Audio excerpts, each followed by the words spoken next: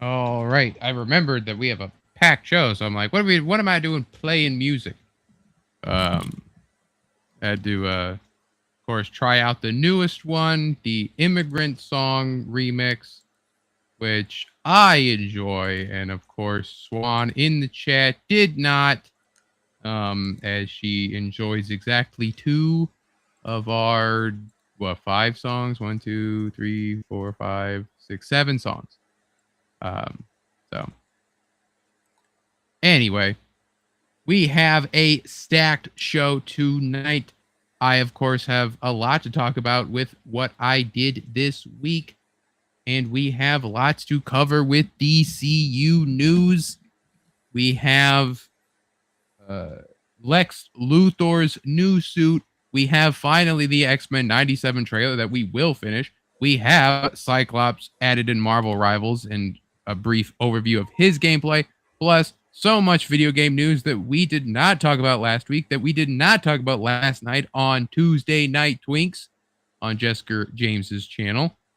And we have even more movie and TV show news. So let's get into it, because everyone, it's Wow Wednesday.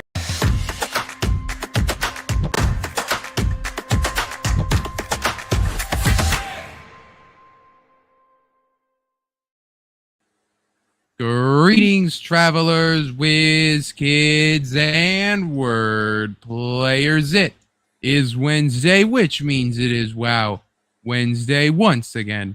I am Wizard of Wordplay, the Wow of Wow Wednesday, and I am joined, as I am always, by He's as smooth as Tennessee whiskey and sweet as strawberry wine. It's Jessica James. You do realize if we do call it Tuesday Night Twinks, I'm probably getting kicked off of YouTube, right? No, the Twinks is not a bad thing. It's perfectly normal.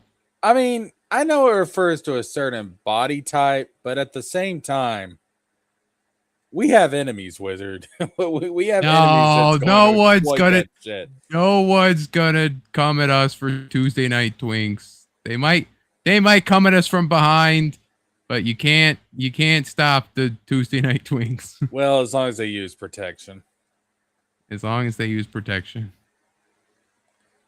What's up, Wizard? What's good, man? How you doing this fine Wednesday evening? I'm doing good. I had some pretty hard storms over here in Wisconsin. But a lot of the Midwest got hit. Don't you mean Wisconsin? No. Get it? Winds, storms. No, Wisconsin. No, but it's Wisconsin. That's where I am. I mean, it can be both. It can, but it can't. Stop stealing my thunder, wizard. There you go. See what There I you go. did? You See what I just, did? There we go. it There it was all goes. planned. Storm puns. There you go. So anyway, yeah, we're coming off of a crazy week and a stacked full week, of what we talked about last week and then what we talked about last night, and we're really not even done. Like we had to do some cleanup in this show just to get everything. There's been new stuff. Even E3 is not over. What do you mean? Crazy. I thought. Wait, no way. The direct was the last thing. Well, some people have decided to do their own things. Not all of it we're gonna cover, but like Fable did like they just dropped a whole half-hour gameplay, which looks pretty cool. We'll probably talk about that next week though, if we don't have anything crazy. But if y'all want to see us go into detail about gaming and the wild week that was in gaming, there's the link in the chat. Yep. I have it pinned in there. Tuesday Night Twinks. And that's what we're calling it. YouTube loves Twinks. Zombie Boy. Let's say hello to the chat before we get to all of that. Zombie Boy. Here we got Baki, who showed up just in time. We got Swan, the always appreciator of music. We got new face, Hunter Iggy, saying, "What's up, everyone?" The Deathstroke profile picture is really cool. Noxy is here as well. And a series of bats that was here. Say it was a perfect name. Tuesday Night Twinks, a perfect name. Virtual Fighter 6 looks good, says Noxy. Yeah, we won't be covering that, sadly. But we do have some FGC news that I forgot to add to the docket. So I will do that. But before we get into that, Jasker, what did you do this week? I don't think there was anything major that really happened to me this week, Wizard. It's not like, all right. Well, nah, fuck you. So Nintendo of all people was the angel that God sent to finally alleviate us into the promised land. The drought, they called upon the rains to cure the drought. There was an oasis in the desert, and Mario was there waiting. Here you go, Jessica. You get your Kingdom Hearts 4. Here you go, buddy. You drink your fill. That's right. All right, stop gulping so much. That's a little bit disturbing. Stop making that sound. Quit it. I said stop. Stop. Did you see the theory as to why it was at the Nintendo Direct? I just assume it's because Square's doing the multi-plat strategy. Why? In order for Sora to be in Smash, that required Nintendo to own the advertisement rights to Kingdom Hearts. For them to show that trailer. You know, Wizard, there are some really dumb motherfuckers on the internet. I mean, I don't not believe it. Like I think not necessarily like own them in forever, but like having like a year or so basis or whatever it would be. I mean, I could see that one of the agreements was it has to come to the Switch too. I don't know about advertising rights though, because this thing's gonna be at other shows. I mean, you're gonna get it at you're gonna have it at D23 probably. Tokyo Game Show is amazing. Disney is the only company that can directly rival Nintendo as far as like getting what they want. But that's true. There's some hard asses at Disney, just like there's hard asses at Nintendo. TGS is a maybe. The Game Awards, possibly, but I'm not entirely sure about that one. No, so man, I'm still coming off of the high, bro. Like that was just it's still kind of unbelievable. I woke up this morning. It's still just kind of unbelievable, you know? Like you went from witnessing like life's great miracles, right? And then a week before that, you got to see, the miracle of birth. Like, Dude, this is just yeah, like we added 2 members to the family. We got Final Fantasy 7 Part 3. Spyro's coming back. We got the new God of War game. Wolverine was already announced, but it looks yeah, cool. God of War was a surprise. Like we weren't expecting that to be shown so quick. Shit, dude, we got the Ocarina of Time remake, and the creme de la creme was Kingdom Hearts 4. It's been a damn good 2 weeks, homie. It's been a damn I'm good 2 expecting weeks. that Doomsday trailer this week. Like it's gonna launch on like Walk it's that gonna out launch for me. it's gonna launch after the show. Like it'll be like so I have to wait a whole ass week to actually watch it. Nah, you can have an emergency broadcast. No emergency broadcasts. I would. You know how many? I mean, you'll get more views that way. I definitely That's would. fine. I'll do an emergency broadcast. Fuck you. Oh, you look at you. You pop your fucking stream cherry again, and now you're just like, yeah, let's fucking just do it every day now. Year of Jesker, baby. We're back. We're back in the saddle, boys. Slap a black blindfold on you and color your hair white. Fucking streaming every day now. Give me a southern accent. Too late. I don't have a southern accent. Everybody around, well, maybe I do compared to some other places, but everybody around here thinks that I'm from like Michigan or something. Yeah, you've talked about that. You do have a twang to you. I do have a twang. I have a twink twang. A twink twang. There you go. That's your next country album. Besides the three, well, all of the big stuff in gaming and of course in my personal life, I did happen to go Saturday and see Masters of the Universe. Nice. Good. Have you seen it, Wizard? Yes, I went and saw it on Friday. Okay. For the most part, I had a lot of fun with the movie, but I have some issues with it.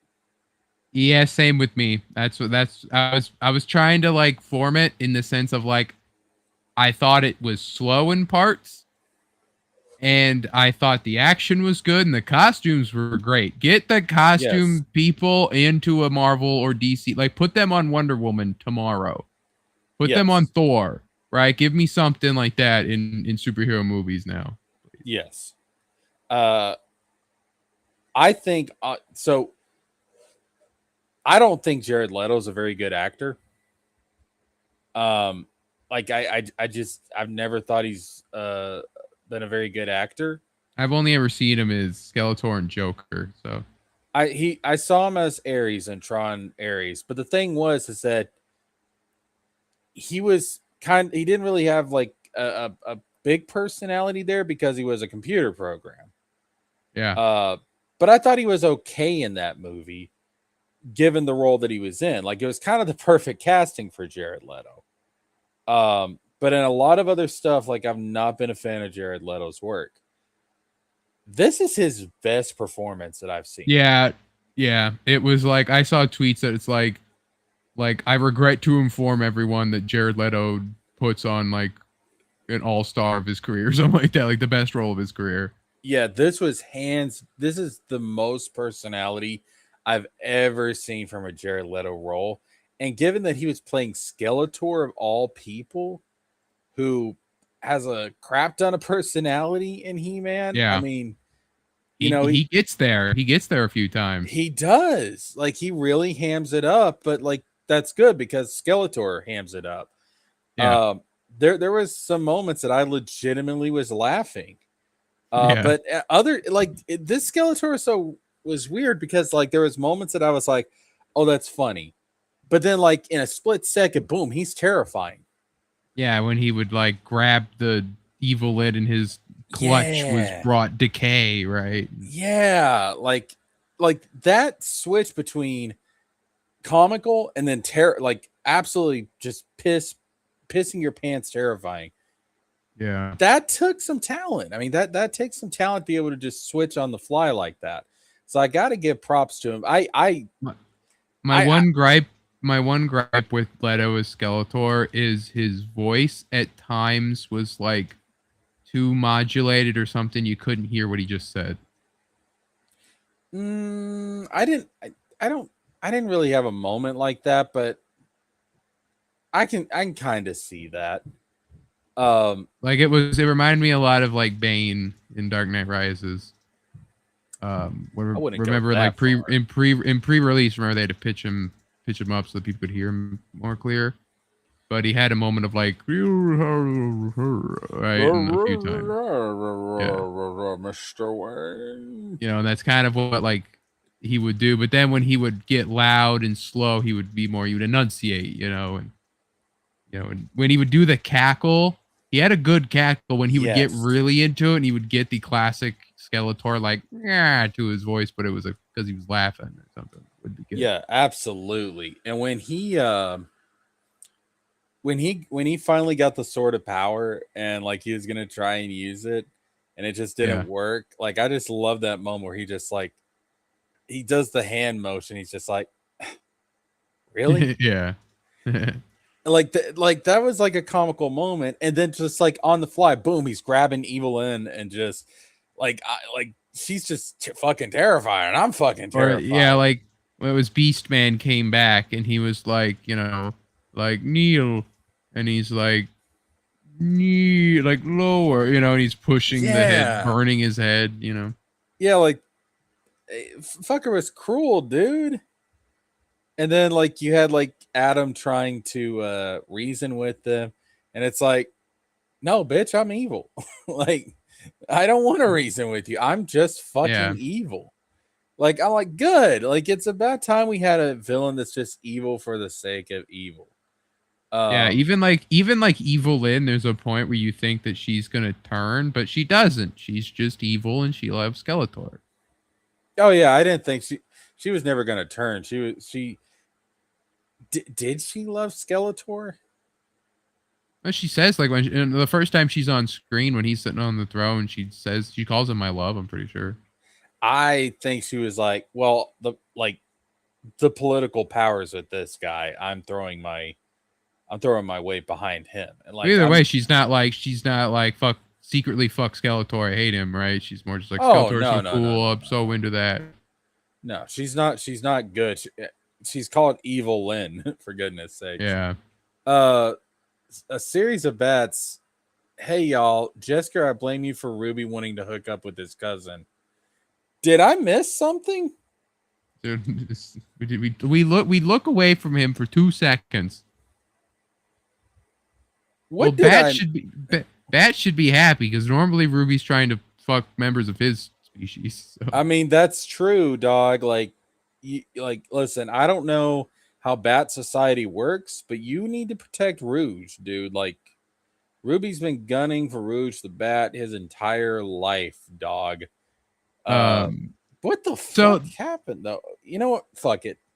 Love is love, Bats. All right, where we come from, that's just another Sunday. So the thing with He-Man, right? And that, so I think the actor was good, and he was good He-Man. It worked. He was a little bit, he is like they wrote him obviously to be a bit more bumbling, but then he obviously locked in and everything, and it worked, and it worked. Like everything they were doing worked.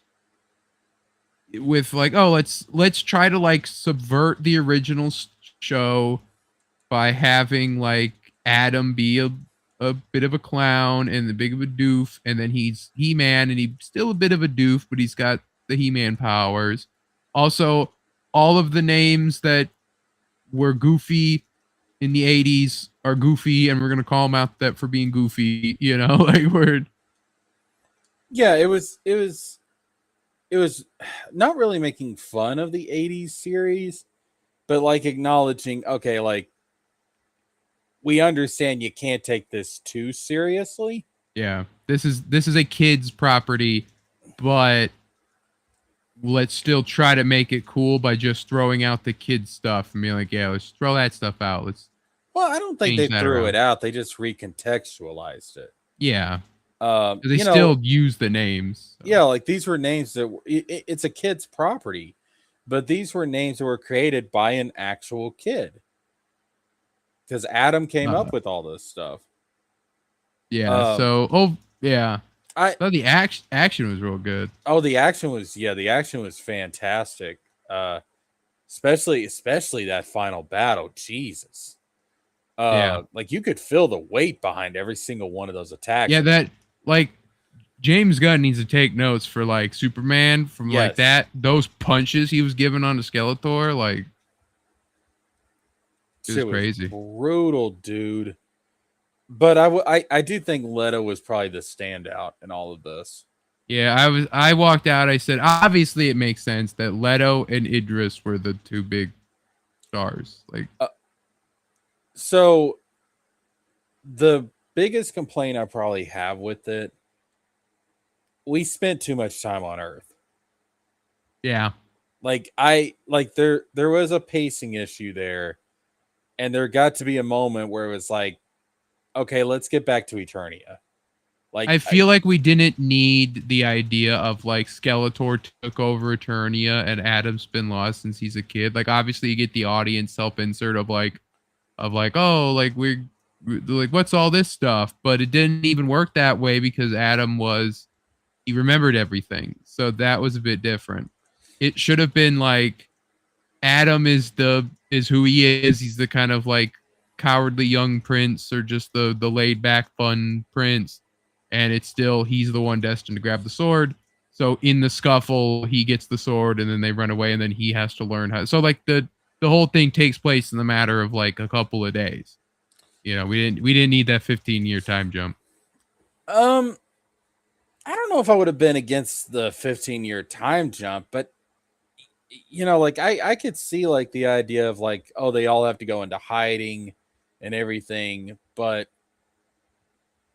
I kind of think the Earth segment was not really needed at all. I get what they were going for because it's like, oh, it's this exceptional guy like on our mediocre world, like, and Yeah. nobody believe, like, I get it, but did we really need that message in a He-Man movie? Because you already have a pretty strong setup with Adam having his inferiority complex. Did we really need a fish out of water story too? It felt like it was a little much. And plus, once they get back to Eternia, it's over. No point in it. The only reason that it ever comes back around is for when Skeletor goes into his mind in the climax. Yeah, That's it. There's otherwise, and then his roommate being in the end of the movie. But otherwise, there's no reason for that. Once they leave Eternia, it's over or it's gone now. It's like don't fucking worry about it. I think it would have been better if they would have had like Adam go with like the resistance and like hide out and stuff, and like they don't really train him, like they don't really see him as being like, they don't really respect him as being like a potential future warrior king like his father. Yeah. But they keep him safe and protect him because obviously he is still their prince. And then like he has to prove himself once he gets older. That no, like this, like I can be this warrior. Um, I just don't know if the Earth stuff was really even necessary. It just wasn't. And Like they it overstayed its welcome. yeah. Like we didn't need I understand that it came back with the whole like problem reconciliation thing or whatever, but like we didn't need to see him at work. We didn't need to see the delayed stuff in the comic book shop. We didn't need to see all that. And if it was I assume they did that strictly because it's easier for audiences to buy, and it's also cheaper. It's literally cheaper. Like why does Thor spend half of the Thor movie on Earth? Because it's cheaper. Like you can film in streets and shit and buildings and stuff. You don't have to worry about filming in crazy locations or I've green screens. also Like Like, why is Cringer just not in this movie until the end? Cause it's cheaper. Yeah, that's another thing I kind of did take issue with, is that we don't really get Battle Cat until the The last scene, very last frame of the movie. and we don't really get the He-Man theme until the very last part of the film. And I Yeah. get why they did that, because he doesn't call himself He-Man until the end, because he gave like all these names to these different people from Yeah. his childhood, and he came up with He-Man as the name for himself. Like, I get it from a story reason, but at the same time, it's like, I kind of wish you would have brought this in at least around the start of the last quarter of the film. But Something, right? It was where they're being like, these names are goofy, like, let's have fun here, bit them in the ass, because it meant that we couldn't get the full package until the very last second. And then the way this movie's performing, will we get a sequel? We don't know, so it's like, we'll just not see it at all. I did want to push back on some of the criticism. So, like, some people are saying, "Oh, this shit is woke and stuff" for some of the stuff on Earth. I No, didn't think that at all, because it's it's it's it's it's the opposite. They're making it's fun of it. exactly like it, like every time something woke does pop up, Adam's like, "Ugh, God, Yeah, like really?" when they do the corporate like progressive speak and stuff. Yeah, It's made to be funny, like, you're meant to just be like, it's made to be over the top and extra, and you're meant to be like, oh, fuck this shit, right? yeah. All the woke people are made out to be a joke. Yeah, or like, and even like the idea of like him having pronouns, right?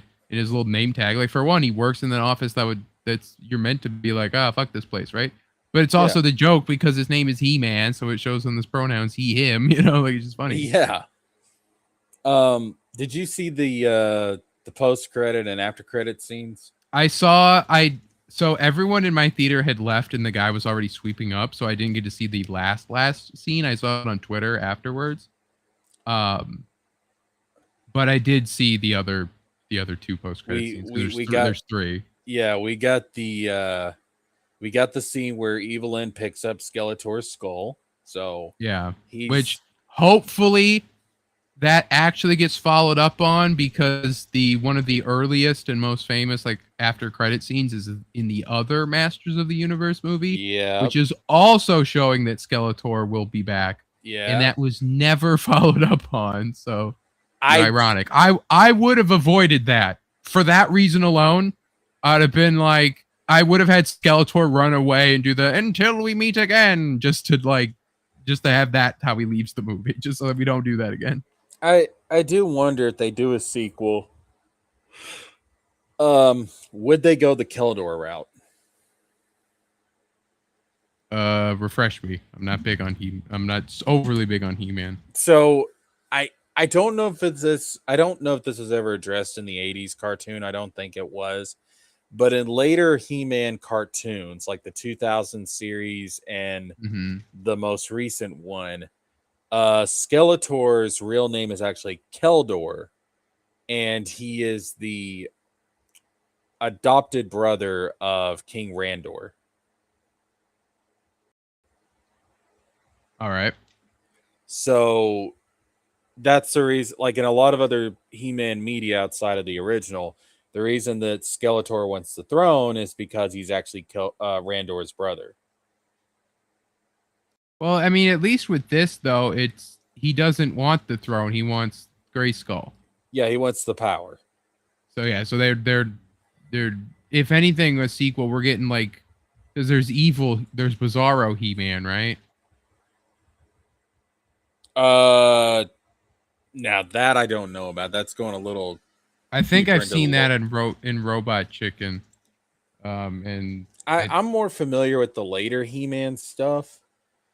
Like the whole thing about, like, Adam being a little bit goofy and like coming off as weak and stuff.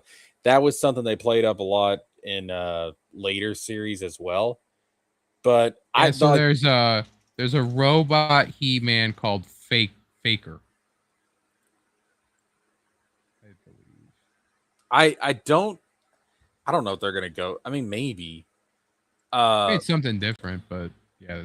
The way that they seem to be going though is that they're gonna have Hordak come in because you get the whole Shira thing at the end. Yeah. And Yeah, I Shira's don't tied know into Hordak. if that was like She-Ra is next, or if it's like, hey, She-Ra exists. Wouldn't it be cool to see a She-Ra thing? Like if it's gonna do separate, or like I Well, don't know. again, like if you get into like He-Man stuff and the later iterations of the story, the reason that Skeletor gets the skeleton face is because of Hordak. Because I know, like in the 2000 series, like his face, like he gets acid on his face. He goes to Hordak and he's like, Hordak, I'm dying. I remember that. Yeah, I and remember like that from Hordak that first uses episode. magic to save him, but like he's cursed to have like the skeleton face and everything. I was expecting throughout the entire movie for them to go into the Keldor thing, but they never bring it up. Randor doesn't seem to reference it at all. So I don't know if they're gonna go the Keldor route. There's nothing in the film that hints at that, but who knows? It seems to me like they're gonna go with Skeletor coming back, but they're also kind of pointing towards Hordak and She-Ra, and we also have the introduction of the real main villain of He-Man, and that being Orko. Orko, dude. Yeah. Because the whole time I was wondering, like, where the fuck is Orko? Yeah, I was like, yeah, where's Orko? Like, I feel like he's the only person not in this. And then he showed up in the mid credits, and he did the message, you know, and that they would always do. And I'm like, yeah, there's Orko. You could, and I'm like, oh, that's why he's not in it. He's all CGI. We got to fucking Jared Leto and Idris Elba cost money, you know. I guess he'll play a bigger role in the sequel if there is a sequel, because I've heard the film's not doing too well. Yeah, so I have it here. Variety reports Master of the Universe debuted with a soft $29 million in North America. It's a slow start for a movie that cost nearly $200 million to produce, not including the marketing budget. It will require substantial staying power to justify its price tag, considering that theater owners get to keep roughly 50% of ticket sales. Oh, that's not good. Now, I did hear, though, however, I did hear that apparently, because this is Amazon, right, produced this. Right. Apparently, Amazon's like, fuck ticket sales. We don't give a shit. Makes money, it makes money. If it don't, it don't. It's going to live on Prime anyway. Who gives a fuck? We're Amazon. We're worth billions, you know? So they're like... They'd probably make it Prime exclusive if they did a sequel. Or something. But basically, they're just like, we don't... Like, Project Hail Mary is done by the same people as Amazon movie 2. It made probably enough to film a whole ass another one of these. I do... Despite the problems that we have with it, overall, it is a good movie. Yeah, I mean, it's a really good movie. I don't feel like it disrespects He-Man or the fans of He-Man. I think it just acknowledges some of the goofiness of it, and the action is great. I mean, the action is great in this movie. I want this to get a sequel. Yeah, it acknowledges the goofiness, but it plays everything straight. The only thing that it shows as being goofy is the names, and that's it. Like, Beast Man is a monster man. You know, like, he's a big, huge... Like, Beast Man got more play in this than in reality, because Beast Man's like a jobber. You know? I was like, there's no fucking Merman. Where's Merman? But Merman is there. He's in the background. He's a cameo. Like, but we got to see Ram Man do Ram Man stuff, and I remember Ram Man from the 2000s cartoon more than anything. But I had the toy of him from that. But yeah, I mean, like it did give me nostalgia, and it made me want to go back and rewatch the old stuff. I don't know if I'd go all the way back and watch the original cartoon, but I'd watch the 2000s one because I need a little bit more action, you know, in my stuff. But and then at the end, when everyone's wearing their like accurate costumes, I'm like, oh my god, like where was this the whole like it They do. It's just that like Tila wears her hair with the little tiara, and I'm like, oh my god, it's the actual costume, And so, yeah, I do hope it gets a sequel though. I had fun with it, and I like the universe they've got set up. I I hope it gets a sequel, even if it's just coming to Prime. I mean, I'd rather see it go to theaters, but shit. I would Yanafui says he can't hear. hold on, let me check. Let me check. I just clicked on the stream and it's all right. Yeah, it sounds fine to me. All right. Well, Yanafui, you're the crazy one. It was me, he says. But yeah, that's kind of my thoughts on it. Had fun. It's got some issues. Hope we get a sequel. Yeah. It's kind of like Mortal Kombat 2 was. It's like, yeah, it's fun. It's good action. It respects the lore. It does good costumes. It was same kind of thing. If you're into He-Man, you'll probably like it. If you're not into He-Man, you're probably not gonna like it, but you might. Yeah. Maybe here's my hope: word of mouth. Maybe word of mouth will spread that it's a pretty good, it's a fun time, and maybe we'll see in over the next couple of weeks. Maybe it'll be one of those movies that has kind of a resurgence in the box office. I will say that when I went to the theater, it was Friday at like 1:00. There was actually like people in there in that theater. Whereas all the other times I've gone to the theater at like 4:00 showings on Thursdays, there's been no one but me. So, there, and so I was like, maybe this is indicative that more people are going to see it, I don't know. Yanafui says, no, Mortal Kombat 2 was awful. What do you mean, Yanafui? It had good story, it had good action, characters were all good. It actually had a tournament. It actually was it was more Mortal Kombat than the first one, unless you mean the Mortal Kombat 2 from like the 90s or whatever, whenever that movie came out. Yeah, the Mortal Kombat that came out this year was real. I mean, neither of these films are like masterpieces. No. It's like, oh, this is the Jurassic Park of 2020. No, but for what they are and for what they're supposed to be, they're fun films. Yeah, and they're not shying away from the properties anymore. Like if this movie, right? They've been wanting to make this movie for 20 years. One of the time we talked about this, they've been trying to make this movie forever.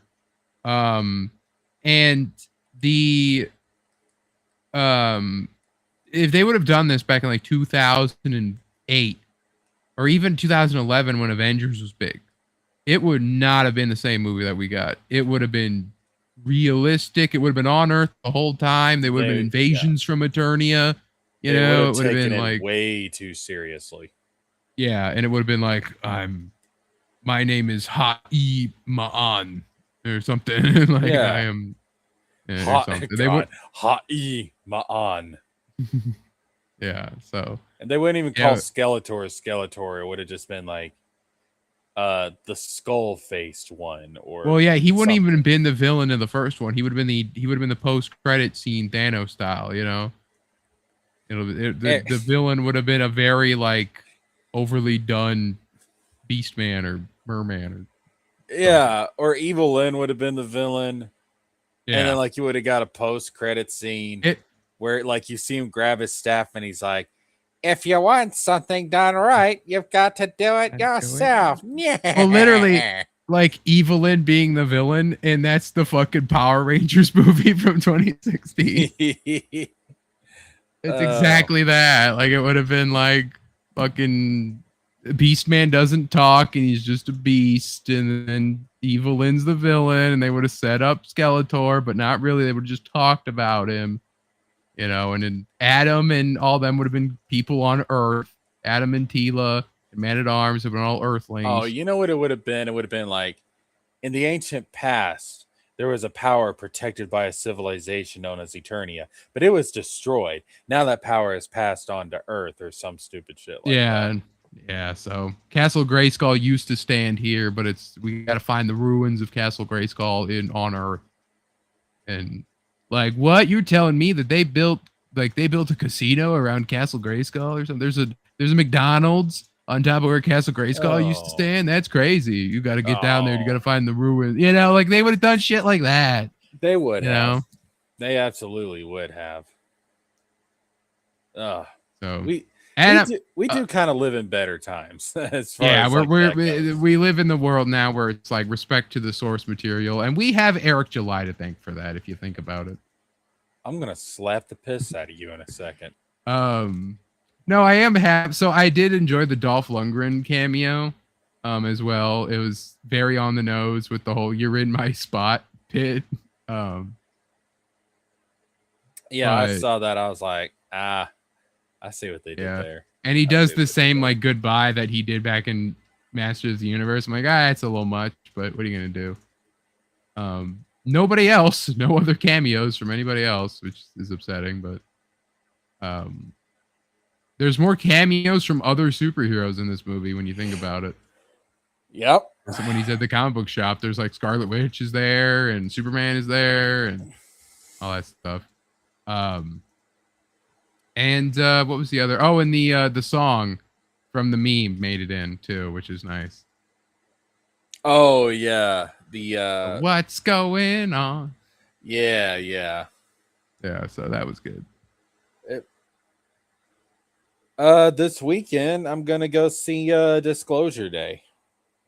I heard that debuted with a 90% right now on Rotten Tomatoes. So Yeah, I have heard that I forgot who it was. Somebody one of the review one of the critics was saying that it's the best Spielberg film in 20 years. interesting. So I'm looking forward to it though. Nice. My week besides He-Man, I went down to my hometown, had a nice little drive down there, and hung out there for the day, and hit up my old hometown thrift store. You can drive? Yeah, I can drive. You're doing better than some people I know. Yeah, those Illinois roads don't get driven by a lot of people, but they were driven by me. But no, I went and got some comic books at my thrift store, which I have shown off those, and that will go up on the channel as a short here sometime this week. If you pay attention to the channel, you'll see that I actually have a vintage Masters of the Universe magazine from when the movie was coming out that I recorded as a short and uploaded and got like 600 views on that. Which was crazy because all I did was just film myself recording the fucking magazine, and then they're like, yeah. Well, I mean, but shorts can rack up the views pretty well. Yeah.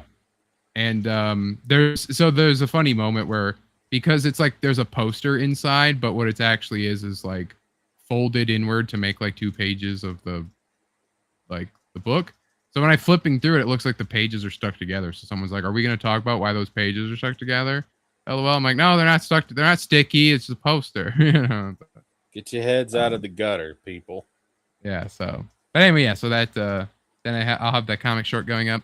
But also, I have to talk about the comic for a brief little moment. I have ramped up production on the comic book and have set internal deadlines for myself that I will hopefully hit, so that you will get a soft launch with a small ash can book. The names, everything will happen this summer, because I have now taken to drawing every day. Now, whereas before I would draw maybe once a week at best, sometimes not at all until like 2 weeks or 3. But now it's every day. I'm forcing myself. I come home after work, I get all my stuff done, and I sit down here for 3 hours. I don't play no games no more. I sit down here and I draw. So hopefully that will mean more production, and we will basically, if we add up all the hours that what we can do now, we have increased production 300%. That's actually mathematically correct. So wow. Alrighty. Yeah. So hopefully that means that we are on a good track, and the art's coming along pretty well too, which is nice. Like being able to draw every day, you get more practice time in, that's for sure. And using reference photos, I found a way to use reference photos in Clip Studio Paint without actually putting them on the canvas, so I can just kind of look at it on the same screen. So that's nice. So anyway, yeah. So more drawing is happening, and like I said, more news about that as more news develops. But if you want more comic book news, and to help fund my production, don't forget to subscribe to a monthly membership on the Ko-fi. Just a monthly payment will give you access to a lot of behind the scenes things and more to come in the future. And like I said, any dollar that goes into the Ko-fi goes directly into paying for comic book funds. So that's the best way to quote unquote back the book. So, but besides all that, let's get right into it with James Gunn has given us a little gift, a little something that we all knew was going to happen, but it's good to see it. It's good to know. And that's Lex Luthor's mech suit from the set of Man of Tomorrow, a practical mech suit in all its glory. All right. So I was wanting to, I did not look at this because I knew that we were going to be talking about it. And I wanted to kind of keep my Fresh thoughts. eyes. Yeah, fresh eyes, fresh eyes. Um, it's very comic accurate. I'll say Yeah. that. Like it's weird because on the one hand, it's like this is exactly what the suit looks like in the comic books. Like in every iteration that we've seen the suit, this is what it looks like. More or less, more or less. Is it weird that I'm a little bit disappointed James Gunn didn't add some kind of James Gunn flair to it?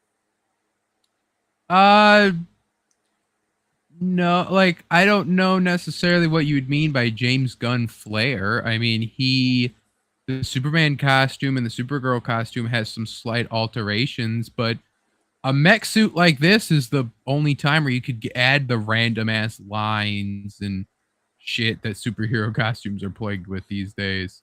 Well, I mean, like uh James Gunn is kind of a quirky guy. Quirky. Whoa, my bad. Quirky. He's kind of a quirky guy. Like I would expect there to be a little something more here that would kind of play into Lex's narcissism. Um, I suppose. The Here's some designs. I've omitted stuff from too close to the the date. So just for a little tip when you're doing Google searches on images, if you put before colon and then the year, it will show results from before that year. So it's a good way to filter out AI stuff.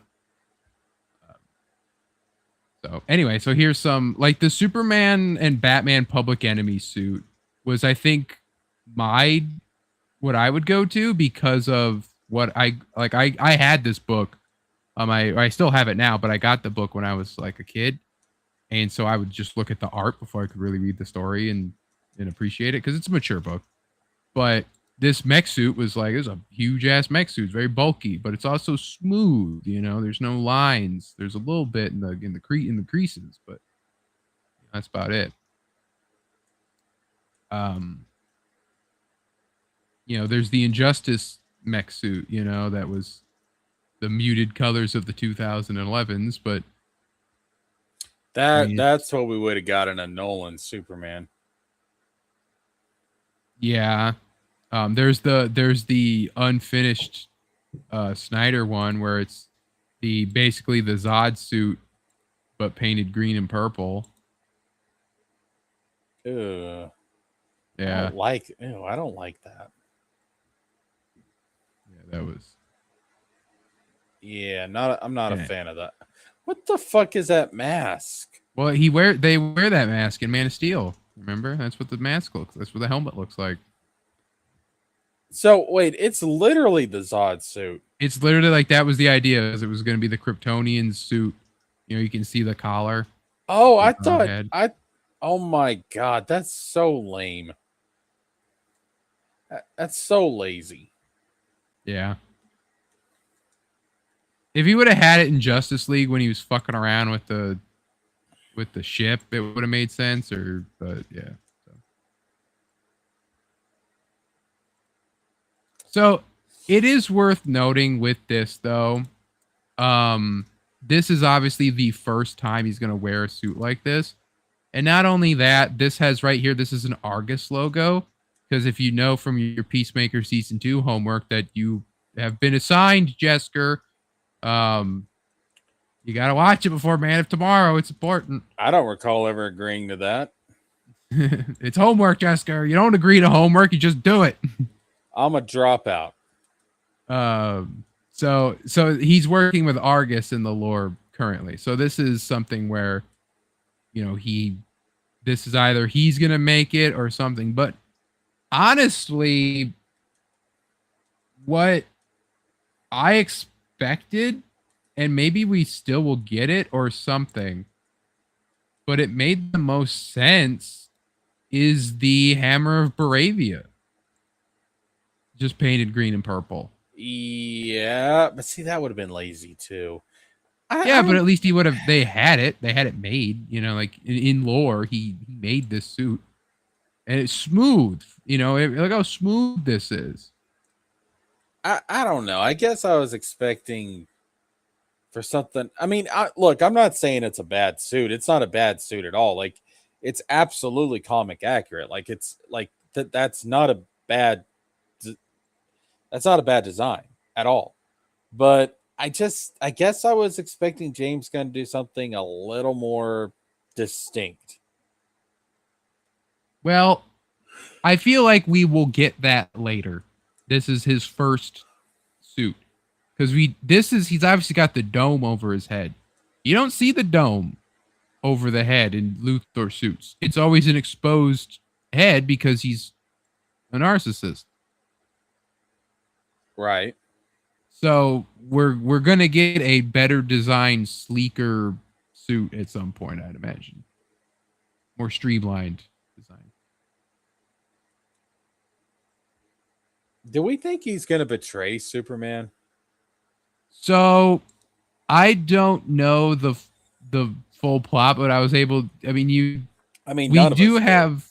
Well, no, but I don't know like what route they're going with. But there is a set video that shows what I believe to be the end of the movie. Oh shit! So you were telling me about this. Yeah, before we get to that, so here's the set. Here it is on the set. This is the actual like prop suit that Holt is wearing. And he can walk around in this. Like this is done with the idea like the power armor is in the Fallout show. How it's just a big ass suit. Then you just walk around. Like in a world where superheroes and Iron Men wear CGI onesies, it's nice to finally be like, yeah, let's just walk around in a big fucking costume again. Like, that's cool. Yeah, so that was set photos of him there, and see, without the dome, it looks pretty good. Yeah, I think it looks good. I was just it's I just don't know what else to say except it's comic accurate. Like I was hoping to give me something to be a little bit more distinct. Huh. Yeah, I wonder what that would be. But here's the set video of what appears to be Lex Luthor groveling on the ground, begging for his life. As Superman walks up, knocks him down, and then 1A, 1A, 1A, which is great. If that's like they're trying to like draw the parallel that he does the what Ultraman did to him when Luthor was calling it out. Pretty cool. And then there's like the crowd gathers, and they're like either yelling at him to do it. They're yelling at him to do it. Do it. Kill him. Kill him. You see? Yeah. Or they're cheering for Lex, and people are wondering if we're gonna get an Empire Strikes Back type deal where Superman's gonna end this being seen as some monster or something, kind of like what we saw in the movie, but where it lasts longer. This is gonna be a good scene, though. Yeah, I can definitely tell. It'll be like he's giving some speech about you're an alien. Yeah, this is gonna. Oh, what did he pick up there? Of course, I think it was his phone or something. Because they're obviously they hit cut. Yeah. So he's. This is gonna be a very. I mean, that scene at the end of the 2025 Superman, where he just like tells Lex off. That was already cathartic, but this right here is gonna be even more cathartic. So that he actually gets to beat his ass. So that means that Lex is gonna betray Superman. Yeah, there's definitely. That's what I think this mech suit is for. I don't think he's getting this to fight Brainiac. He might. But I could see him more or less being like a guy in the chair during the Brainiac bit, and then when it actually comes time to like you cursed your sudden but inevitable betrayal, Lex Luthor, you know, and then he's gonna show up and beat his ass, you know. I'm wondering what Lex would have done to set Superman off like this, though. He could have like sold out Earth to Brainiac. He could have like been the reason Brainiac showed up to Earth. He could have fucking killed Ma Kent. Who knows? What if he did some wild shit and killed Kara? I don't think they'll do that, but because then that leaves money on the table for Supergirl 2. But and again, the rumors say that there's going to be a Super Family movie after both of these. So. But.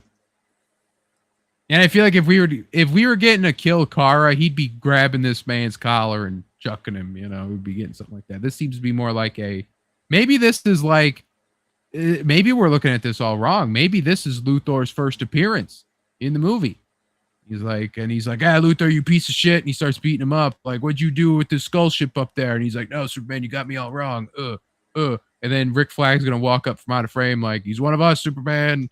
And stand down. He's working under our, you know, like this is like the middle of the movie or something. This is rising action right here. Yeah, we don't know that this is actually going to be the end. Like Lex could betray Superman like halfway through the movie or like the start of the last quarter of the film, and like this is like right before the final battle. Look at the selling from Holt here. Like this is some good acting. Oh, it's damn good acting. Like how he throws the punch and Holt flops like he's a wrestler, right? He shakes the whole suit with every impact. And he's doing this with his body. You know, like oh dude. This could be the stunt man, but I assume it's Holt. Like even without like all the special effects and the editing they're gonna add later and everything to make it more cinematic, like just this alone is getting me hyped. I'm like, yeah, get him, Superman. Fuck him. Yeah, kick his ass, you know. So, and look at the lights. He's got little lights all over. This is gonna be a good ass movie, dude. And like I said, finally getting a Superman movie, finally getting a Lex movie where he's in the suit. We've gotten the suit in like TV shows like the Arrowverse. But it's not the same, you know. We finally having him in a suit in the movie. You know, we finally got it, and yeah, it's gonna be good. So, yeah. We also have footage here of Superman holding something up as he's flying. So, we'll see like what this would be like a Brainiac tentacle coming down or something. I think this is where he holds up Esmeralda and he shouts, "Sanctuary!" Yeah. People did point out that it's very subtle, but the costume is different. But very subtly, they said the collar looks a little like shorter and wider so that it's not so like strangled up on him. And like the chest symbol isn't different, but it's like the way it's positioned is different. It must just be like a more comfortable suit of some kind. But I do wonder if we have to get like a new suit. We have to. So Well, that's why we'll this get could be the a beginning. This could be the beginning of the movie of some. could be. Well, I mean, we'll get a suit that has some variation to it, but I don't think it's going to be anything radical. No, but the new symbol would be interesting to see if we keep with this Kingdom Come symbol or what. But I mean, we could also get Kingdom Come, and that's why they did the suit, the symbol that way. Nah, man, we gonna get injustice. That's just gonna happen. Like, Soup going after Lex there, like that was the start of injustice. That's when he like says, you know what, fuck it. Yeah, I mean, in Injustice Universe, him and Lex are friends, but you know it's okay. It's semantics. Hey, Wizard, what have I said before? It's an adaptation. Yeah. You know who's also been well, let's also talk about this. So this is the Supergirl popcorn bucket. Now, I think the popcorn bucket fad has run its course. Yeah. I think the best one to do it so far was He-Man. He-Man's ones were cool. The He-Man's one was cool. I did see a Shao Kahn bucket, like with his helmet. Yeah. But they're getting to the point where it's like these are basically just figurines. This is an action figure right here. Like, yeah. But watch. Do you see anything wrong with this, Jessica? Where's the popcorn go? There's no bowl. So watch while they.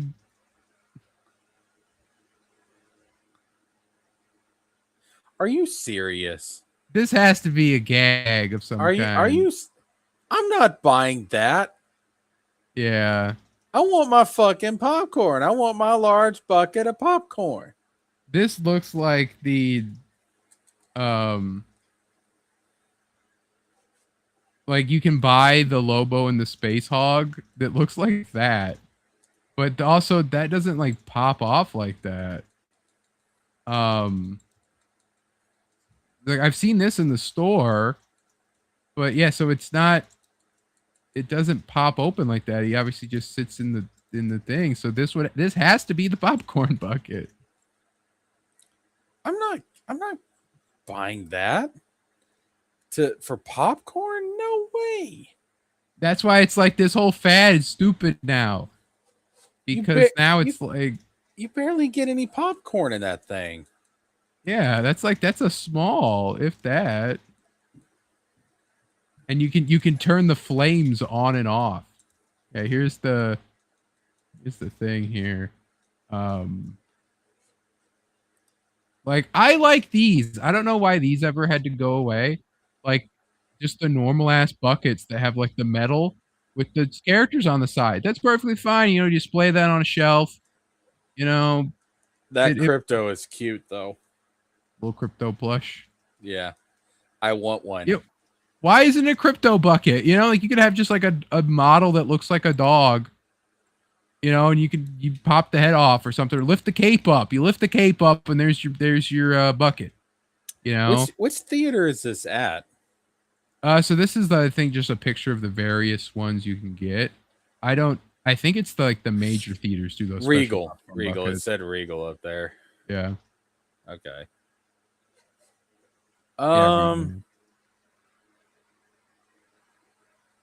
Yeah, the 200 ounce collectible silhouette bucket, a golden blue square format popcorn bucket with cutout silhouette. Yeah, that's this. This is nice. This is good too. See, I like that. Yeah, you don't have to make everything a toy. You know, and then like, you know, this one's good. Like if I went to the theater the really nice one we used to go to, they probably have one of those, you know, and then we get to fucking this is actually the popcorn bucket. So here you get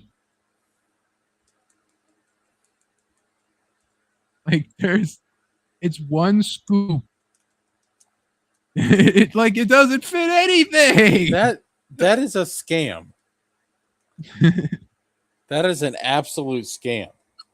This is so far the absolute worst popcorn bucket I've seen. Collectible container comes with a large popcorn. Like, if this was like, this has to be someone filmed this and didn't know what this was for. This, you could put the candy in and hand you the large popcorn. And then they got this and like, oh, let's put the popcorn in and show how it doesn't fit. Like, this isn't the popcorn bucket. This is a collectible container, as it's described, which is just stupid because it's like, why even fucking bother selling anything? Yeah, no, I'm not buying this to eat popcorn. You're crazy. Swan says they also have one for the Odyssey. It's a Trojan horse that holds the same amount. I did see that one. That one's out there. And someone said like people, that it's like, oh, it's a wooden horse, and they're like, I'm not buying that. That's fucking, the Trojans fell for that too, you know. I know there's not popcorn in there. I know there's not popcorn in there.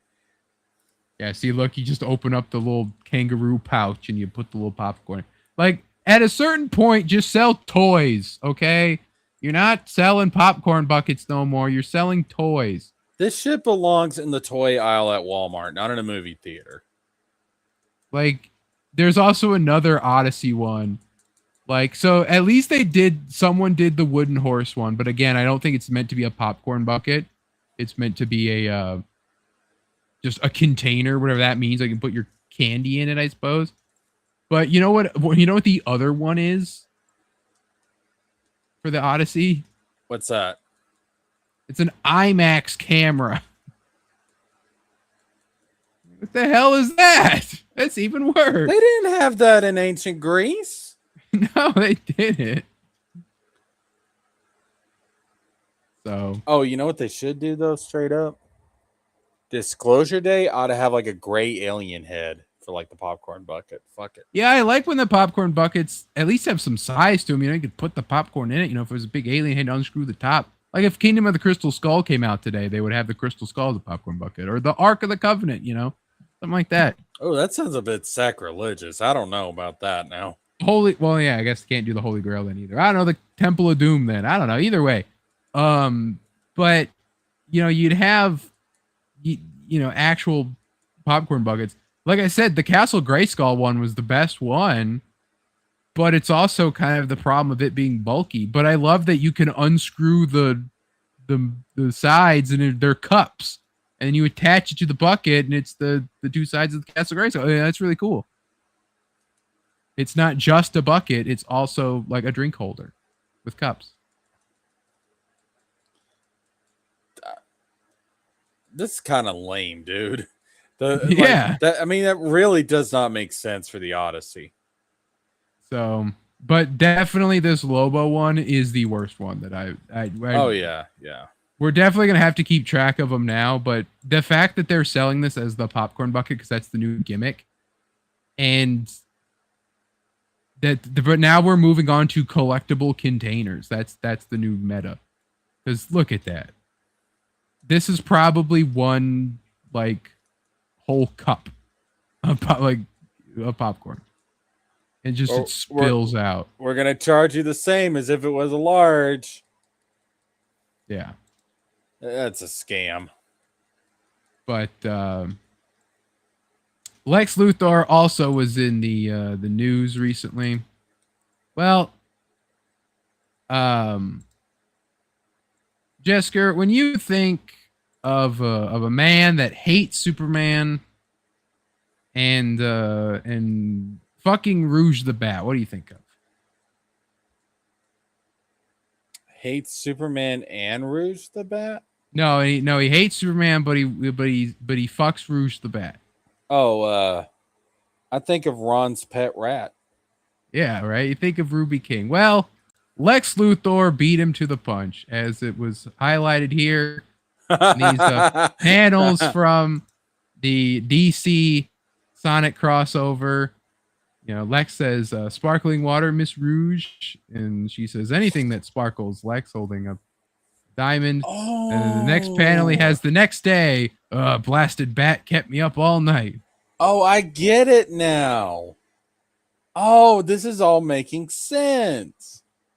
Rouge slept with Lex, and so Ruby, being brokenhearted, decided to find comfort in the arms of his cousin. There you go. That we makes sense. It's like a bad soap opera or a good soap opera, depending on your point of view. But that's tragic. I'm sorry, Ruby.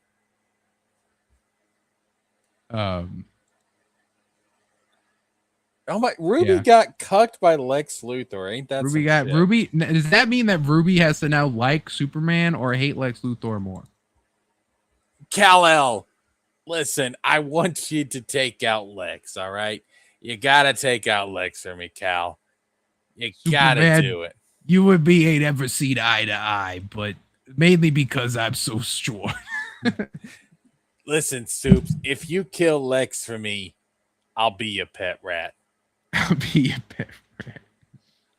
And he's like, I always wanted a pet rat growing up in Smallville. Sir, I don't know who you are. Anyway, I just was like, I saw that and I was like, trying to think of different ways to lead it in, like being like, our favorite, bald Superman hating bat fucker, and you'd be like, Ruby, like, no, Lex Luthor. Oh, Ruby, that's gotta hurt, bro. I'm sorry, dude. You poor bastard. Yeah, Swan says, the Castle Grayskull one was cool. She does say it makes sense for the Odyssey because it was groundbreaking in how they filmed it. Like, I know why they chose an IMAX camera. It's that just the idea of choosing an IMAX camera for it is dumb. Yeah, like this is Greek mythology we're talking about here. Like, well, maybe Greek mythology. Like, there's debates about how accurate that story was, but like, you would think that they would they pull something from Greek mythology, though, because there's a shit ton of things in there you could make it. I don't think Medusa's would be in this film, but get a Gorgon head for a fucking popcorn bucket. Yeah, like, that would be cool. Or like the horse. The horse isn't bad. They just open it the wrong. You should just like open the head and then put the popcorn in it. Like, instead of just opening up the belly and then just being like, yeah, put it like a cup in there and fuck it. So, Danny from LA, welcome to the stream. Says Batman versus Black Panther death match. Who wins? I think it was determined that Batman does, but I'm not sure. Panther's got some good writing in the past couple of years that I think moves him up a few notches, but Batman is Batman. I would lean towards Batman, but that's a good question.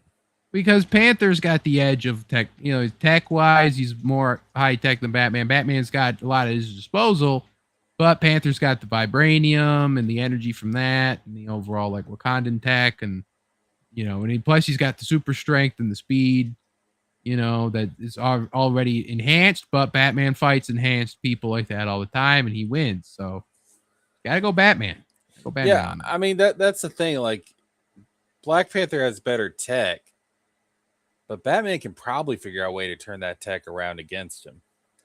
Yeah, like give if Panther drops a vibranium anything on the ground, Batman's gonna find a way to like counter all the vibranium or like frequency hack it or something. So, anyway,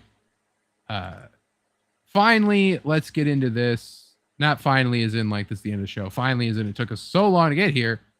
The X-Men 97 Season 2 trailer finally has been released. We went over all the costumes. We went over everything to do with that.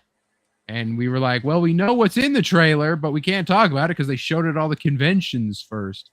But July 1st, this is coming out. So Not too far. Not too far away. I was surprised it was coming out that quickly. Yeah, they definitely don't want to waste no time.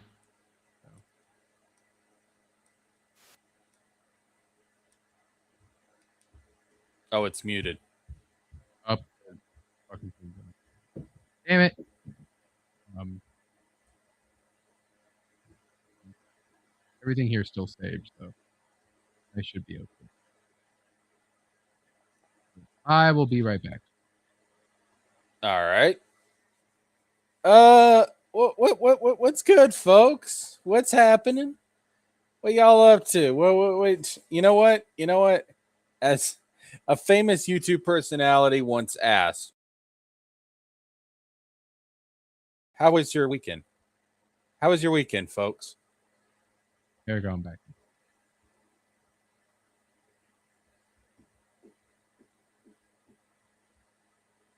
Wizard, are you back? Am I back? I'm here. Yeah, I can hear you. Yeah, Streamlab isn't as easy to like leave and come back in. It's a little bit testy.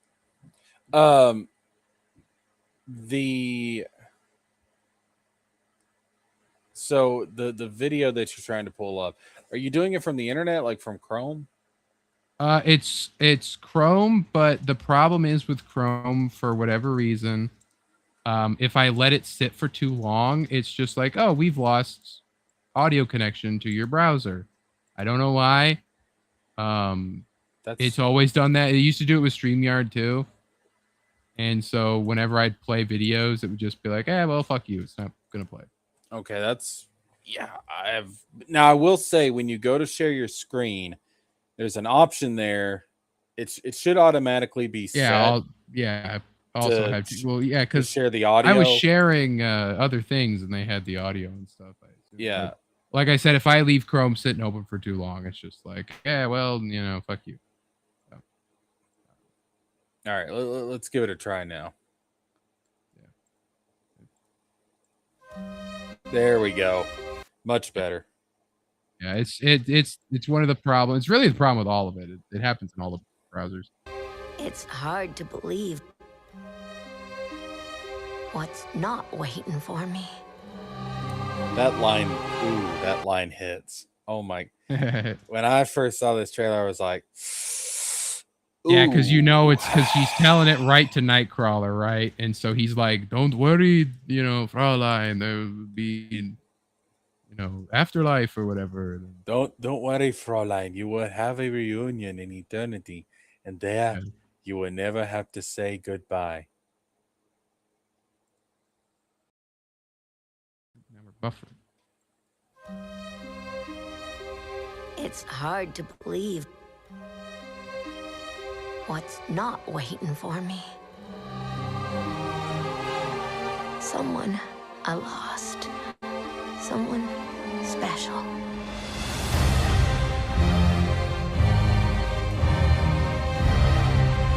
The X-Men are scattered through time.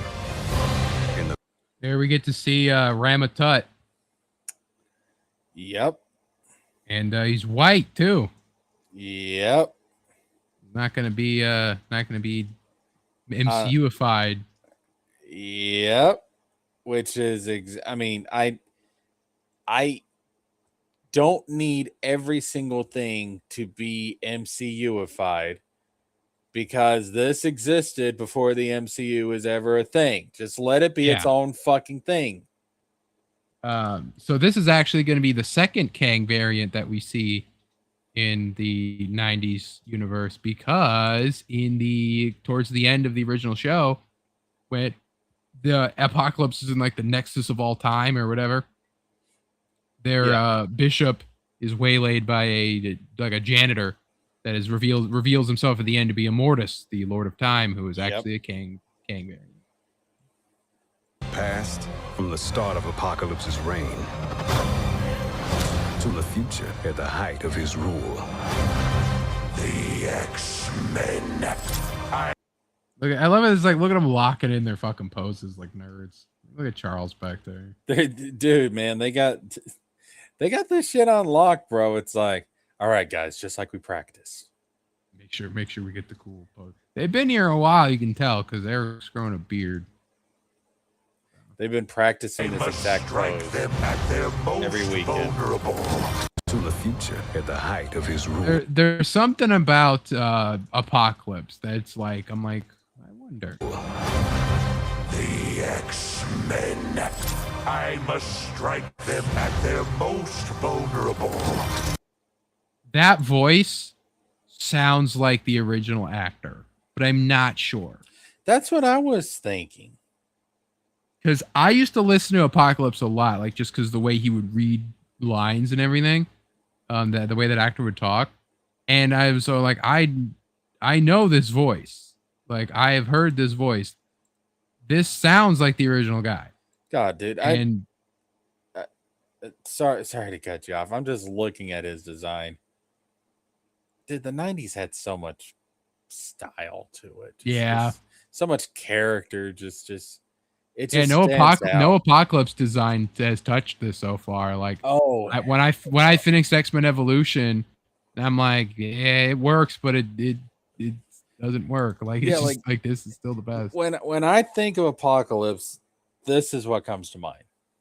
Especially because he's a big asshole. He has A right on his fucking belt. Like, it's like, you didn't put that there. Like, that's a character designer put that there. I must have the A on my belt. Do you imagine that's a line in the show? What does the A stand for, Shug? Apocalypse? Asshole. Well, here's your problem. You got it set to M for Minnie when it should be set to W for Wumbo. The 1990s. And we get Polaris acting like she's always been here. Like, fuck off, Polaris. You were like barely a cameo in the original show. Yeah, you weren't a part of this. Fuck off. Yeah, but I don't even know do they show Angel as being part of the original X-Men? I don't remember now because I know he's there, but I don't know if they ever acknowledged that they knew him. I want to say yes. They do it with X-Men. I know that. Or Iceman, I mean. They do it with Iceman. I want to say yes, but I would have to go. I'd have to rewatch it. I'm assuming they did, otherwise they wouldn't do this. But there is some weird anachronism stuff already in this 97. And they do one already in this trailer, but yeah, just in general, Polaris being here, like that she always was here. But I mean, it's good to see her, I guess. But jeez, could have at least bought me a drink first. This is so fucking crazy. That shit. Oh, dude, that shit right there. That shit, bro. Just the it's team hype. ability. It's like it's crazy. The fucking synergy, bro. Daggum. The fact that she chooses to do it with Logan's claws too, like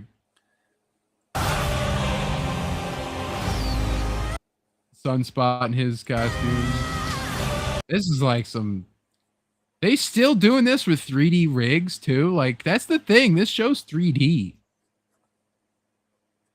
Like that's nuts. This shot here. If this is still 3D, that's a beautiful shot. Yeah.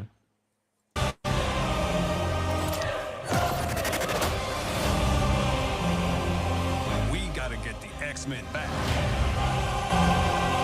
to the 90s. You fight a battle that cannot be. Like look at Storm doing shit, and she's wearing the original blue and yellow outfit. Crazy. Not be one against the dawn of an. We get to see Colossus with the death of Magic, and they did mention in the finale that she was deceased, and people are kind of pissed. But that might mean that she gets to come back as the Dark Child, though. Possible. I don't know if they'd go that route. Possible. Well, it's like Magic's like most known thing, besides being Colossus' sister, is being the Queen of Limbo. So yeah, but I mean, they'll have to. I mean, but how would that tie into everything else? Maybe. Maybe. I mean, the way that they do the storytelling of these shows, like they can do something like that for like one episode. So you think Be it'd be like, a we're one-off? fighting Mephisto. So it'd Not be necessarily a one-off, but it'd be something that they would do, and then they could set up for like a season later, but like to have her join the team or whatever. But they maybe. would, Maybe they like to do that. But as long as if it gets us more Colossus, Colossus is very underutilized in these cartoons. So The dawn of an age that cannot be stopped. So this is crazy here. So this guy, I forget the name of him already, but I did see him mentioned. But he's like another evil mutant. He's not Bishop, obviously, but he has some type of like name like that. Like a holy man name. I don't recognize him. No, he's a very obscure character. Like I think he's in like just an arc. Cannot be stopped. And then this is Danger, what we know of from the Tokon trailer. To be fair, like when he first flashed on screen, for a second I thought Mephisto, but no. Yeah. But no, it's it's an X-Men villain for sure. Cannot be. And yeah, we get Danger, who, like I said, she's a deep cut. She didn't even exist, or like she existed, but like she's a deep cut, and then she's gonna be in the Tokon game, so she's getting a mini push. Stop. This isn't just about us.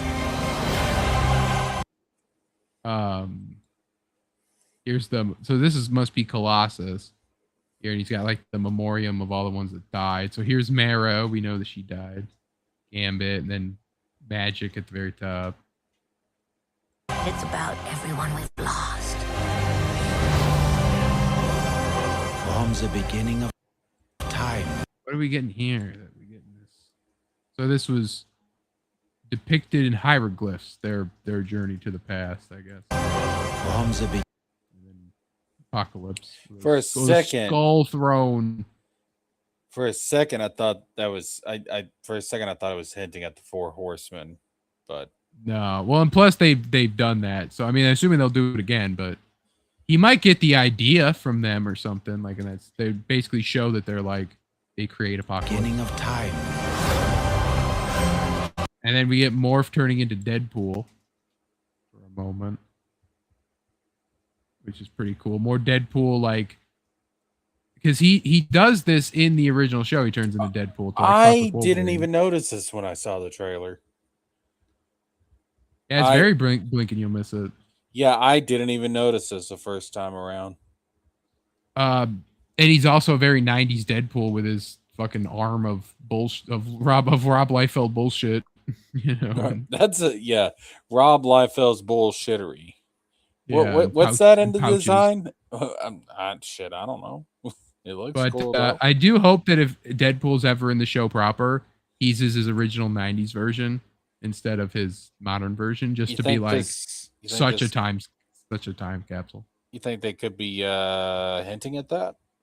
Well, possibly for a future season, because all the people Morph turned into, he turns into Magic, he turns into Psylocke in the first show. He turns into first season. He turns into Hulk, but I don't think we'll see him. But Psylocke is here, right? She's making her proper appearance again right here. So they basically, because this is a 3D animated show, every character is an asset, right? So if you make the Deadpool asset, you could theoretically use it for the next season with actual Deadpool, right? So that's true. You can just save the asset over. So, and he also turns into Angel too, and then Angel is returning in this season. So we'll possibly see Deadpool next season. By this logic, it's gonna be the Deadpool from X-Men Origins. Yeah, Wolverine. It's gonna be that Deadpool. Just to piss everybody off. Creatures of tomorrow. And then we get to see Emma again. I know that they're building her to like join the team or something. The fact that they had her survive Krakoa and made a point of showing that she survived Krakoa, they're definitely Baki. Yeah, Baki would like to inform us that Psylocke is fuckable. There you go. All right, to each their own. Whoa, whoa, whoa, whoa, whoa, whoa, whoa, whoa, whoa, whoa. I'm just saying. Look, What you? Hold on. What you say? What you trying to say? I'm just look. If that's your thing, that's your thing.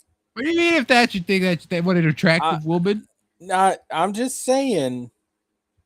I'd rather fuck Emma Frost. Well, that does not make Psylocke unfuckable, though. I'm not. I never said And that. you put the genie out of the bottle on this, Jessica. I'm saying that I have Baki says Emma also fuckable. I'm saying I have a preference, Wizard. That is all I'm saying. No, you said Baki said Psylocke fuckable, and you said if that's your thing. No. Hold up. But we were paused on Emma Frost.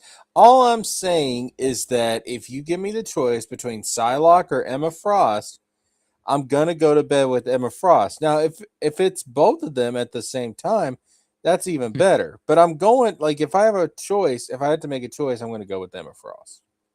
Emma Frost or Rogue? Yeah, if she can. No, I'm giving you the choice. Emma Frost or Rogue? Oh, okay. Well, is she? Her powers though, like that's the thing. That's the thing about Rogue. Jessica, we call that worth it. That's what we call that. I want to go with Rogue, but her powers. I'm gonna stick with Emma Frost just because I don't want to take that risk. Look at this. She's forcing her way into fucking Apocalypse's giant mouth. Get in my belly. Creatures of tomorrow. We stand together, right here, right now. Yeah, there he is, right there, fighting Nightcrawler. Hold up, wait a minute. Is fuck what's Nightcrawler's dad's name? Azazel. Yeah, that's not. Is that Azazel? No, it's not Azazel. It was a new guy. Like I'd never heard of him in my life. Damn. I thought they were about to go that route with it. No, and even then in the comics, Azazel's not his dad anymore. Wizard, that never happened. It does happen though. That never happened. That never happened. They were gonna do it in the 90s and they never got to do it, but then they recanonized it later. So they basically was like, fuck Azazel. Well, fuck Rogue them. Or Mystique is the dad. Wizard, that never happened. I don't know what you're talking about. That shit never occurred. Mystique has also been dangerously absent in 97, which tells me that she is 100% pretending to be somebody. Yes, I like that theory. Like the theory is that she's the Cooper girl, the blonde woman, or the UN ambassador. This is Azazel, or appears to be Azazel, but it's actually Mystique pretending to be Azazel, and they're gonna go with the whole Mystique who's actually Nightcrawler's dad thing. I don't know. They're gonna do it just to piss me off. Yeah, I hate that fucking retcon. Well, he can't be Azazel because he doesn't have like the demon look. He's just a guy. This does look cool. Yeah, but it's more of a pinkish than a red. Oh my god! Look at that. Look at this shit. There's an impact frame on he teleports into the flame sword. Look at that. And then they're crossing. I believe in the X-Men. And look at them all squaring up. This has to be like the final battle. Yeah, this is a season finale. Yeah, look at Morph's back there. Beast. And then Forge. Storm. Angel. Cable. Jubilee. Sunspot. Psylocke. Look at the little tape season 2. We're back, baby. And then the classic Wolverine cover. With the beckoning finger, whatever you want to call it. But yeah, X-Men 97. Man, I'm so hyped for this. Oh my god, yeah, me too, dude. This July 1st, I'm sitting down that night. I am watching this bitch, bro. Oh my goodness. What night is that? Oh no, July 1st is a Wednesday. Is it? Yep. Well, you know what I'm doing after we're done with the show. How do they release it during the day, right?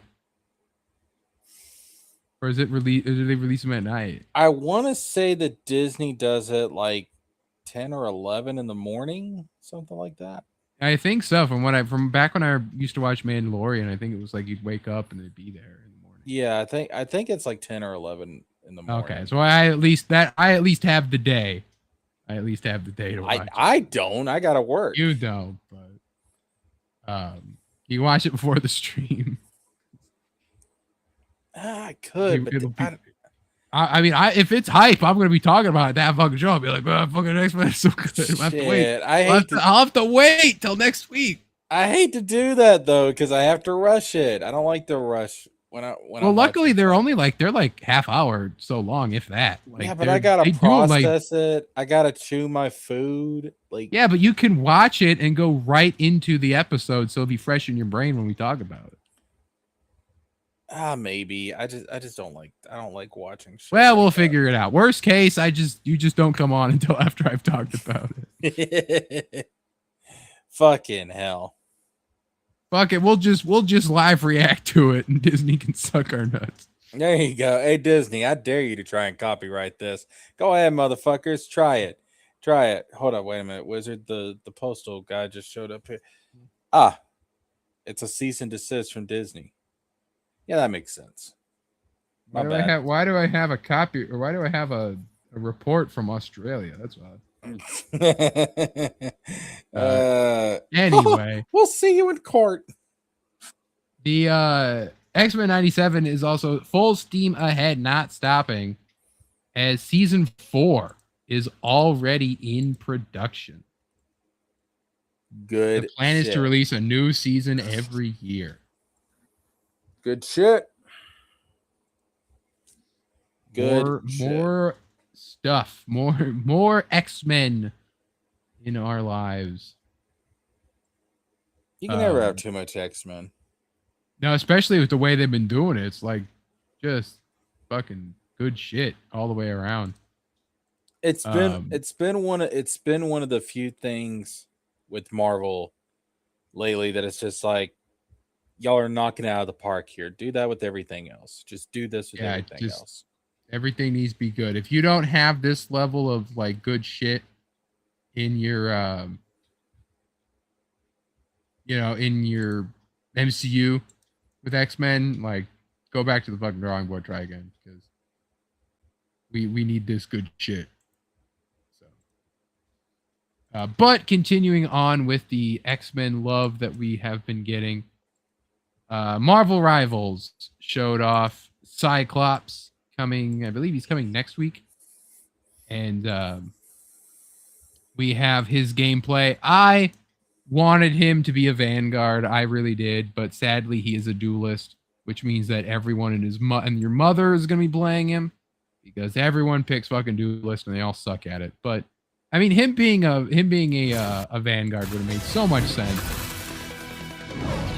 Because, like, he could literally be, like, he's the leader of the team, and Vanguards usually have shields. So it's like, oh, well, how do you do a shield? Oh, well, his I-beam could be the shield, and the mechanic would be he would just auto walk forward, so he would just go, like, and, like, blast whatever was in his way. Oh, that would make sense. And so I thought that would be the shield mechanic they would do for him. And then, plus, he'd have more armor. He would lead the charge in the battle. So, it just made the most sense. But to me, X-Men. If you look at, like, I have a Marvel poster in my room that has like almost every character on it, right? And you can literally look at all that and be like, oh, they'd be a duelist. They'd be a duelist. They'd be a duelist. Like, there's very little that'd be like, oh, they're a strategist. They're a Vanguard, right? Like, besides like Juggernaut and Colossus, right? Obviously they're Vanguards. But, basically if they have some form of energy, then they're like, oh, they can be a strategist. And, like, we'll talk about the rumors of who's coming next in the next coming seasons. But let's watch this. Our boy Cyclops, that we all have grown new appreciation towards, as they finally stop letting him get cucked by Wolverine. Victory is in my sight.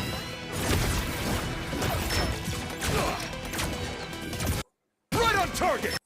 So, he's got his normal optic blast, as we all knew he would. But he also has like a ricochet mechanic. Right there. You can see him like bounce it off the wall to That hit a makes guy. sense. Target. Get off. Then he has a getaway where he blasts and is pushed backwards to escape, Get off my lawn. combat. And also he pushes Wolverine away, so it pushes both of you back. And he pushed him off of the thing. And so then he has the auto connect move, and that's not even the ultimate move. But it can hit scan through people, which is also something Moon Knight can do, but Moon Knight does it with projectiles. This is with a full beam.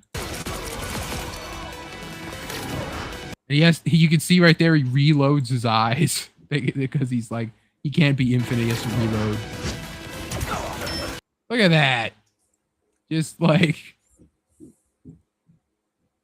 hits them all at once. People are like, this is disgusting.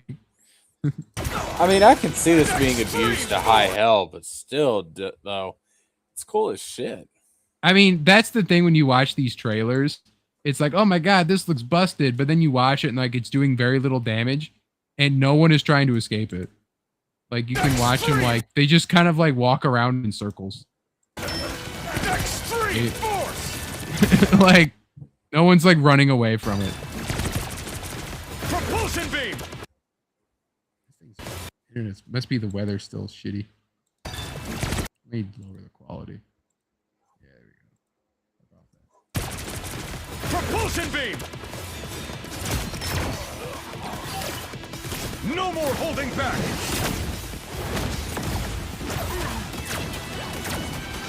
Optic fury. Yeah, there's the ultimate. Oh. So yeah, so how that will work is that he blasts a beam out, and then everything that gets hit with it will have a secondary explosion. Like there's the initial burst of damage, and then you can see the lingering energy, and then it all pops. So. To me, my X-Men. There's the line. They had to give him the line. So yeah, so I mean he's cool. You can't deny. You can't deny, Jessica. Cyclops got style. You may not like him, but you cannot deny.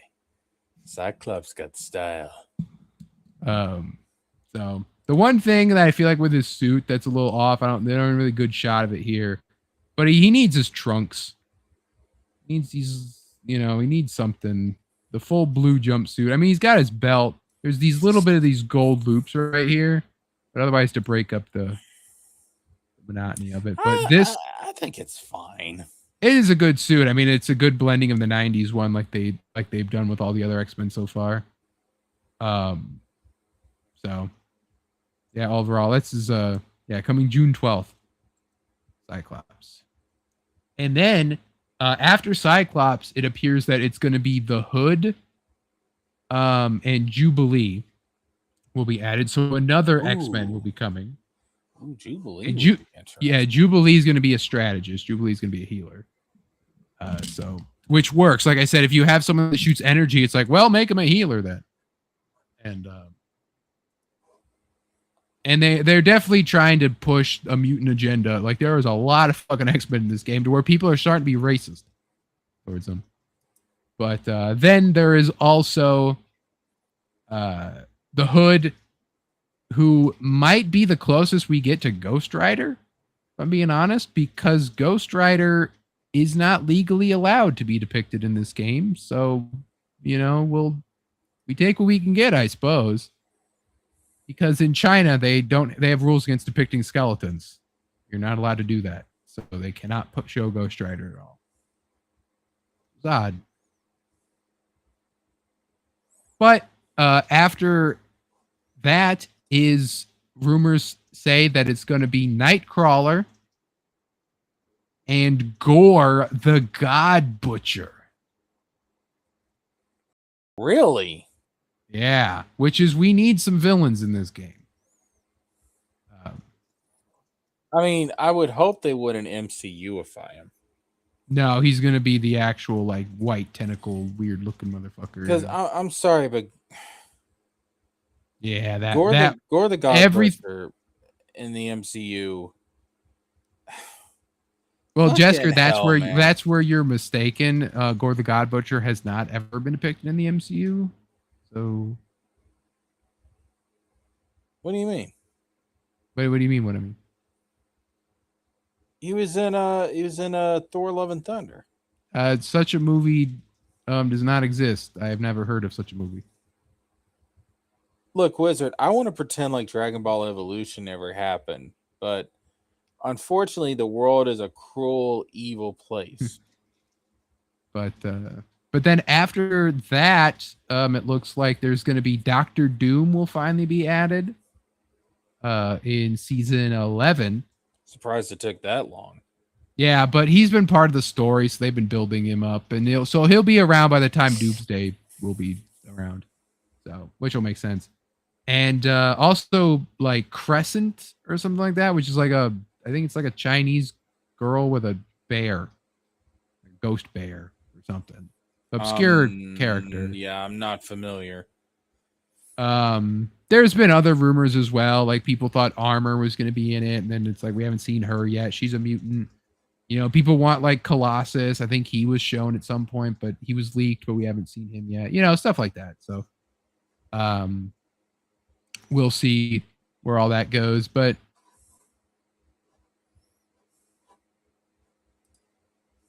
another game, Jesker, that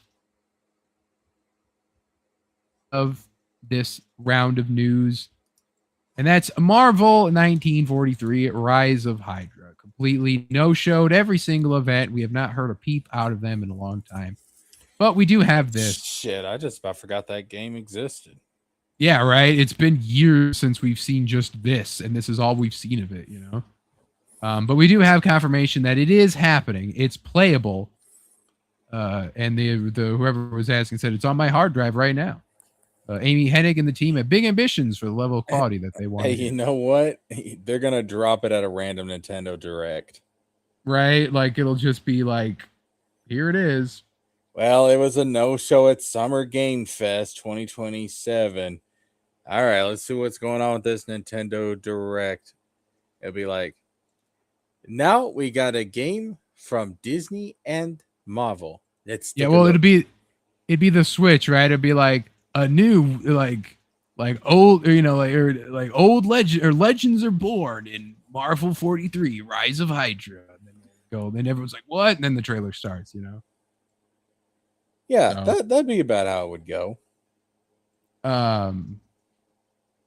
Yeah, so I mean, we'll keep waiting on this, keep coming as it goes, you know, taking it as it comes, because I'm still wanting people to add like Human Torch and Submariner, right? Like I want the actual like defenders or the invaders in here, not T'Challa Black Panther, not even T'Chaka Black Panther, and then Human Soldier Man and Dora Milaje girl. You know, like the fact that they were doing that is weak shit.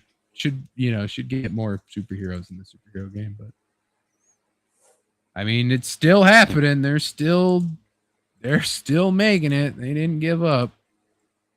But we will take a break from the video game news for a little bit for now. We'll circle back to that as much as we can later. But first, we have the new teaser for the live-action Scooby-Doo series. We have, of course, covered the casting of this. We've covered everything, the plot synopsis, but now Netflix has given us the trailer, the teaser.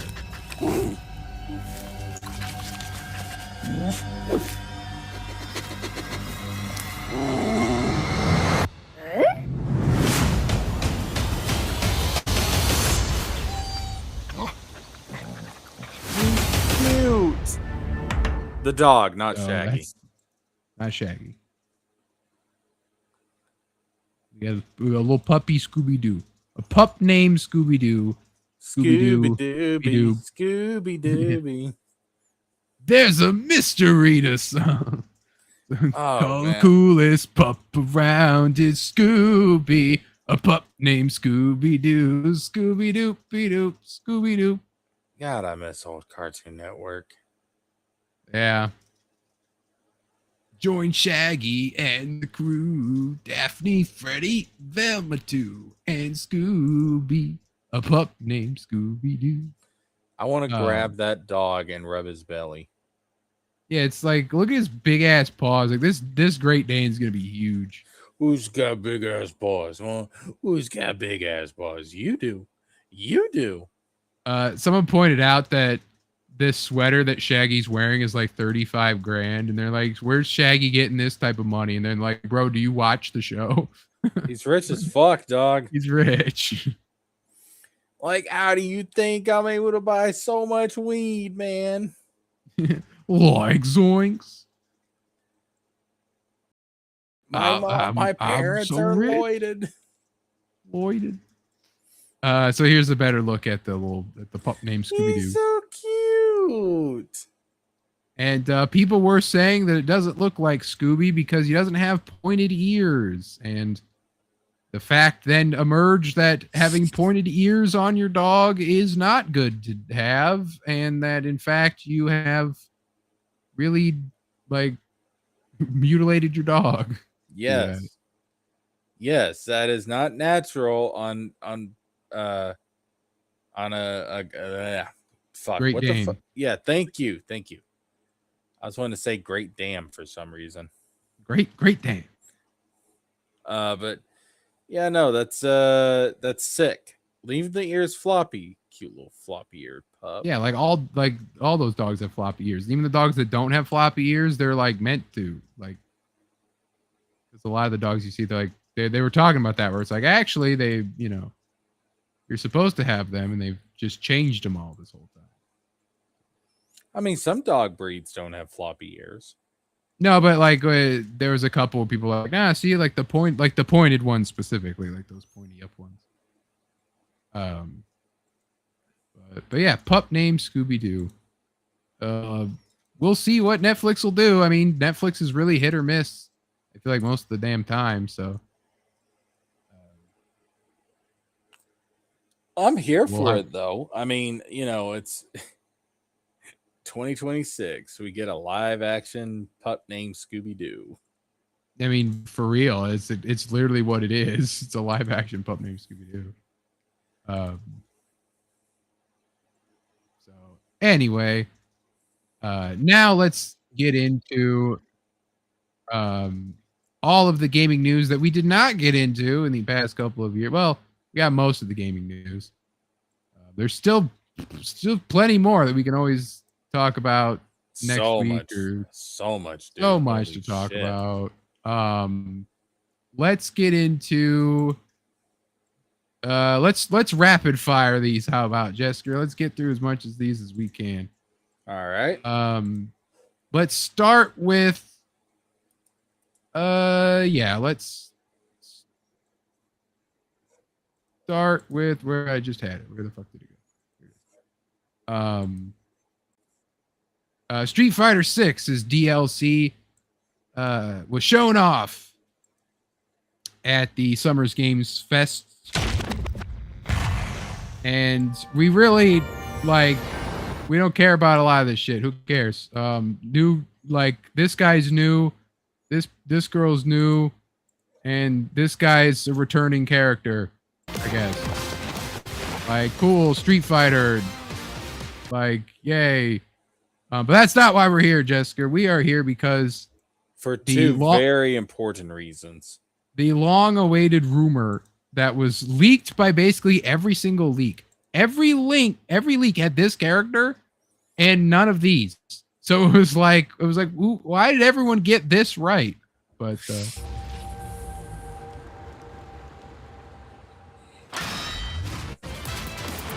there's my girl. Tifa in Street Fighter 6. Unbelievable. Dude. I have heard so many Tekken fans lose their shit because of this. If I was Tekken fans, I'd be pissed the fuck off, because this only exists because Tekken dropped the fucking ball. Yeah. Oh yeah. No. You're right.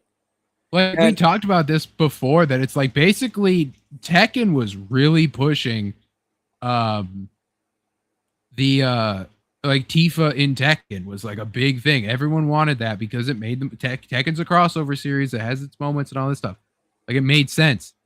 And then this doesn't happen, and then all of the Tekken people leave Tekken. Harada left Tekken and made his own studio, and then Tifa shows up in Street Fighter. It's like, well, give you one guess why this happened. Like fucking Tekken dropped the ball and Capcom picked it the fuck up.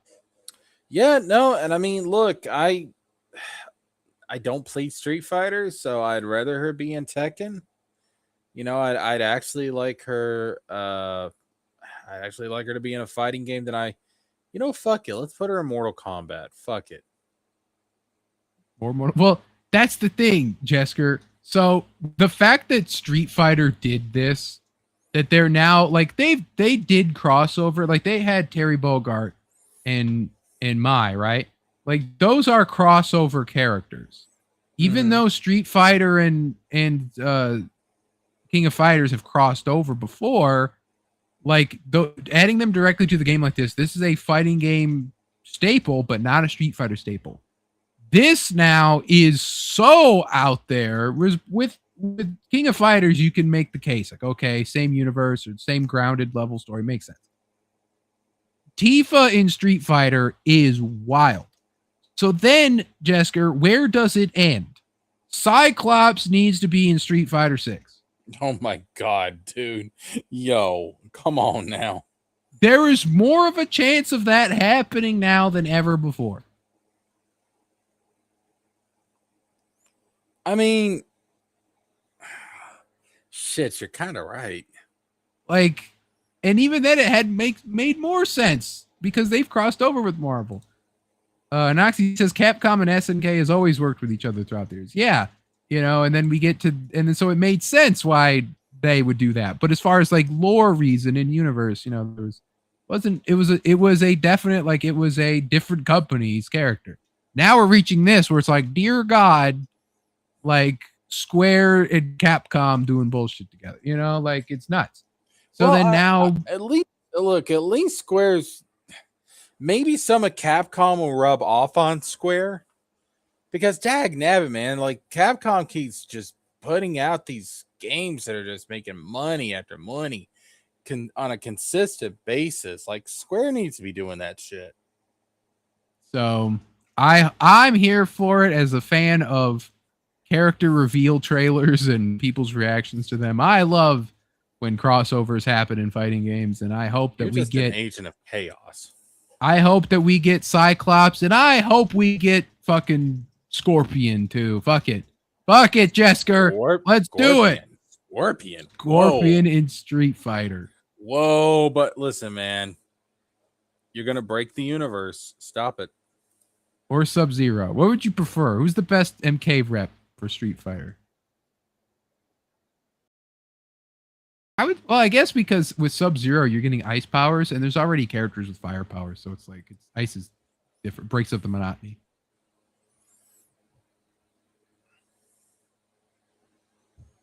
But yeah, Cyclops, Sub-Zero, and I don't know who else, but they're all coming to Street Fighter 6, confirmed.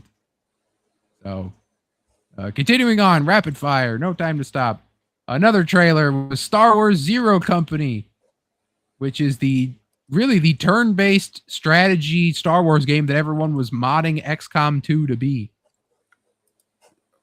Were they? So, yeah, like, have you ever seen like the XCOM 2 mods? They like made them all like clone troopers and stuff. It was really cool. Dude, I know shit about XCOM. You want to fight?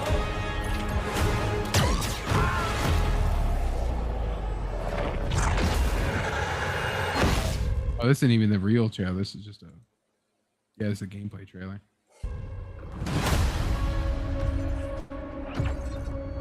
Intelligence was just briefed on reports of a separatist fleet massing in the Serralona system. Then we need to make our move. You got someone? Zero Company.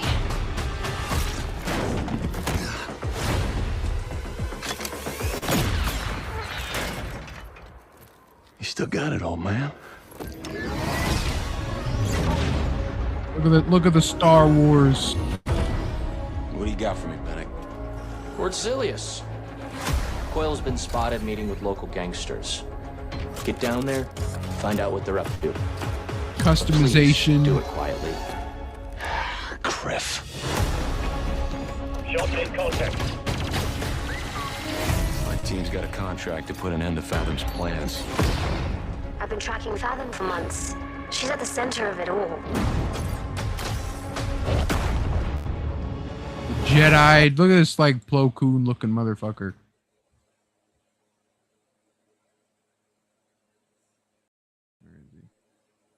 Center of it all. Like he looks more droidy, I suppose, but like it just reminds me of Plo Koon. I don't know what species he is. Let me see if I can find the reveal, because this obviously shows a lot of it, but the reveal trailer is like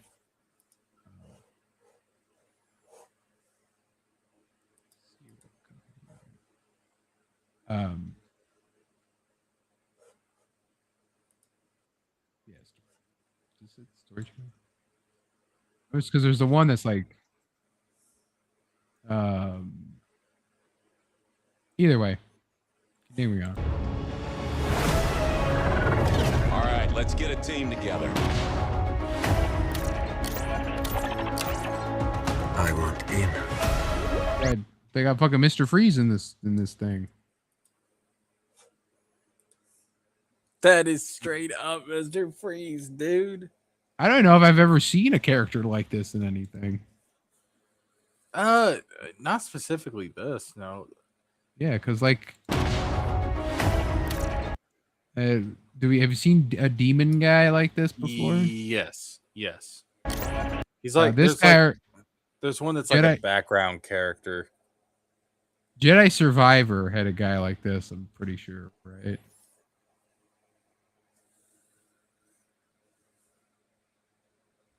Did you play Jedi Survivor? I played the first one. Oh, okay, well then no. So yeah, this guy, there's a character like this in Jedi Survivor. Of course, we have the Guido race, or the Greedo race, or whatever. Yeah, the what are they called? The Rhodians? I mean, this Mr. Freeze guy. I want in. That's fucking Mr. Freeze. That's what the fuck is that? DC's gonna sue. I'm not in it for Mandalorian girl's pretty cool. the credit. There we go. We got clones. I am glad the Clone Wars is getting more love.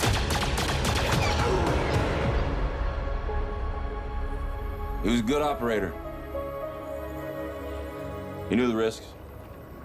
So this is straight up XCOM then, 100%. Because in XCOM you get randomly assigned people, and they can just die, and then they go up in the memoriam like, yeah, they're dead. The circle must be closed.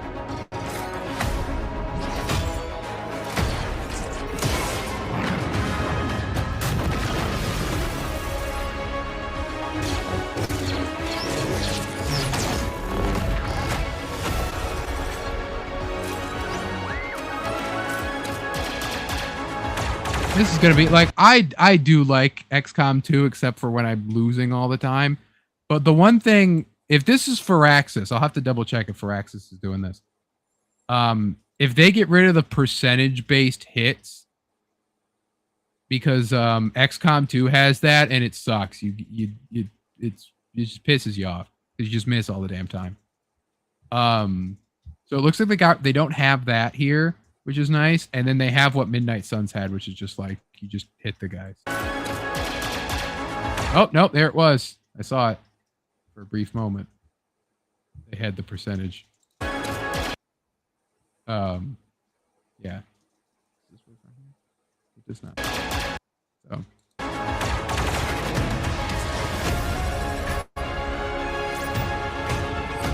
Yeah, so you get to change your loadouts. The one that's like all astromechs is pretty funny. Yeah, like, let's go, let's fuck them up. Let's get them, boys. We work with all kinds of folks. Ex-separatist, ex-noble. So it's an ex-separatist guy then, is the Mr. Freeze guy. Yeah, but the Right. separatists are just they're just a political faction. It's not Yeah, a race. but what I'm saying is like that he's associated with them in some regard. Yeah. He's not like he's not a Geonosian, obviously. No, it's definitely not. Ex-cons. And we're better for it. We're almost there. We just gotta finish this job.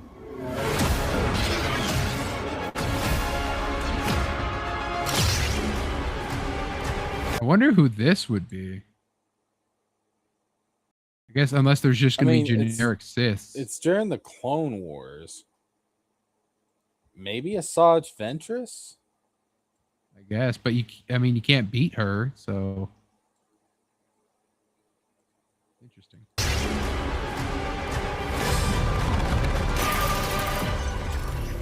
General Skywalker. And then we see Anakin Skywalker Chosen one, bitch. in his not Clone Wars outfit, his Episode 3 outfit. Yeah, it's the Episode 3 outfit. So, I mean, that looks good. I mean, I have to see. Again, I have to double check if it was Firaxis or not. I mean, I never really got into XCOM, but I do like Star Wars. So, and the Clone Wars is obviously the era I grew up with. So this does hit some nostalgia for me. I'm not seeing if it's Firaxis making this. Surprising. It looks like XCOM. Anyway, continuing on with that, we have the Last Ronin game is not dead. It is in fact still alive. Weren't they gonna make a movie though, but that got canceled? I'm not sure, but I do know that the game was said to have been canceled, but it has instead survived. Yeah, so it'll be interesting. It's done by Platinum Games, which of course did Bayonetta. Apparently all the like major Platinum people have left, so we'll see what that means. But Platinum also famously made a Teenage Mutant Ninja Turtles game before that didn't do all that well, so we will see. I don't know, man, because I mean that's the reason why there's not been another Bayonetta, is because Platinum had a lot of people just dip out. Yeah. So we'll have to see gameplay. I mean I love the Turtles, so I'm interested, but we need to actually see what this is going to be like. Yeah, and whatever they do with the Last Ronin story and how they, I saw some people saying like, "Oh man, I'm so excited to play as Leonardo," and it's like, ooh. Yeah. Sure. Don't get your hopes up, buddy. Another Star Wars thing to show off, and we've talked about it before, is that blends our two interests together. The Power Wash Simulator Star Wars level pack. I hate you. Also had its trailer shown. Look, it looks cool. Like cleaning the Star Destroyer.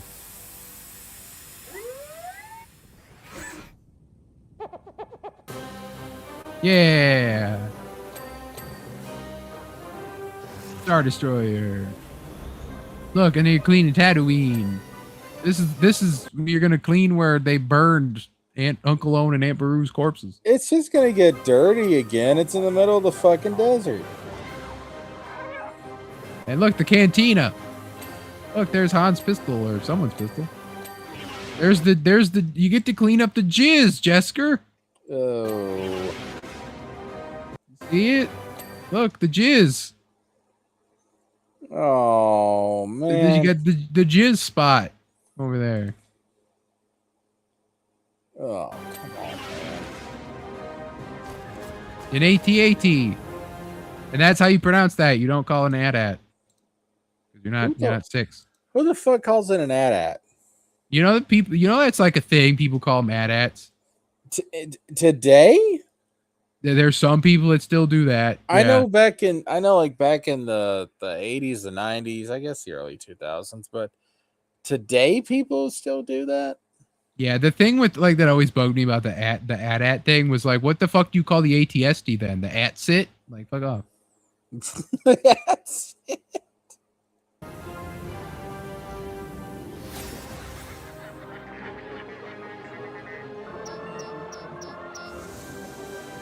Oh, we gotta clean the Millennium Falcon.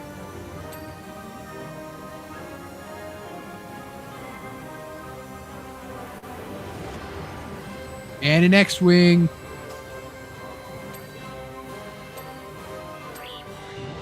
And it's off into the battle. Star Wars coming July 16th.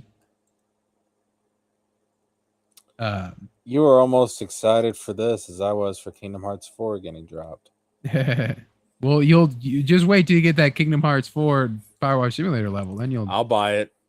Sing in a different tune. I'll buy it. Take my money. Resident Evil Veronica. You did not get your chance to talk about this. This one slipped past me. There was just so much shit, but I wish I would have talked about it. Yeah, it was one of the things people were expecting, but people are kind of hinting that because calling it Resident Evil Veronica, they are going to jump right over 5. And this is Resident Evil 5 remake. Oh no, I don't think that's gonna happen.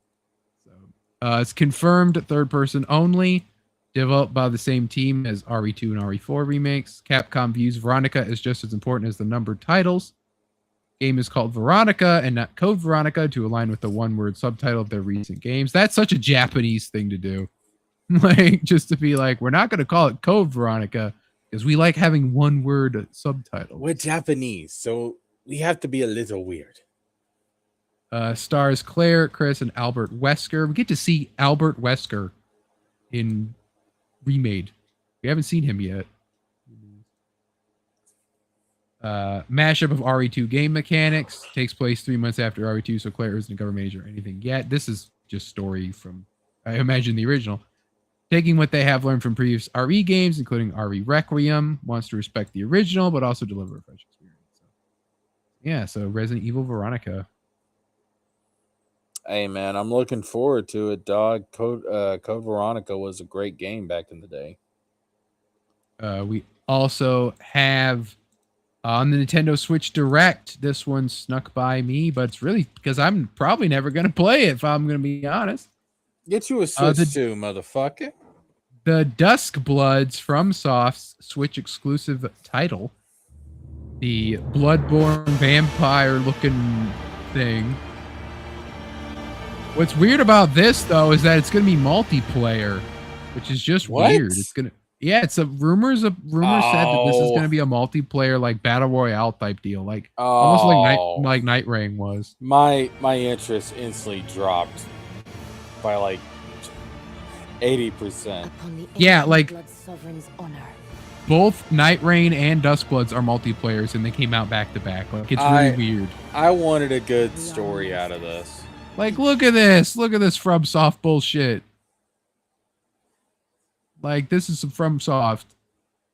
Vying for blood. Look, that was your pet Ray. Yeah, I was about to say the same thing. Ron, I get you abandon me like this, Ron. I was your pet rat. Ron, they got me in Duskbloods. I thought what we had was special. I got these wings so I could try to fuck a bat. You think she'll be impressed? Yeah. You're finally here. You got an earring, dude. Duskblood.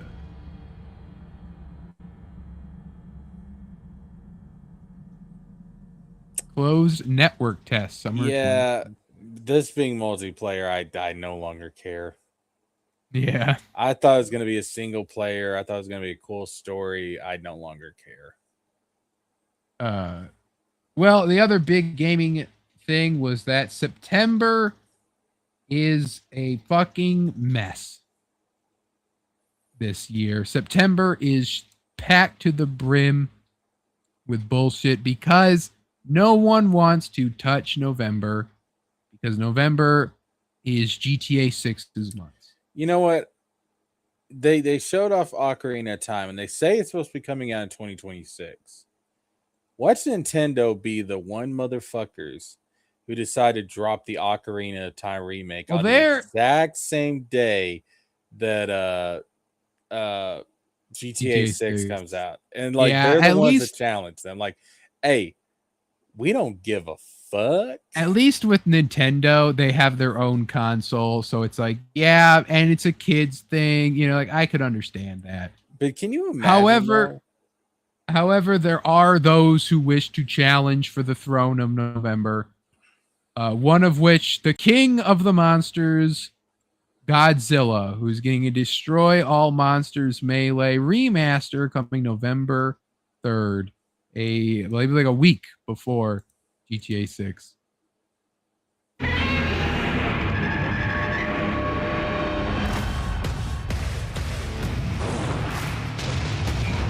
Look at that. Look at that Godzilla stuff.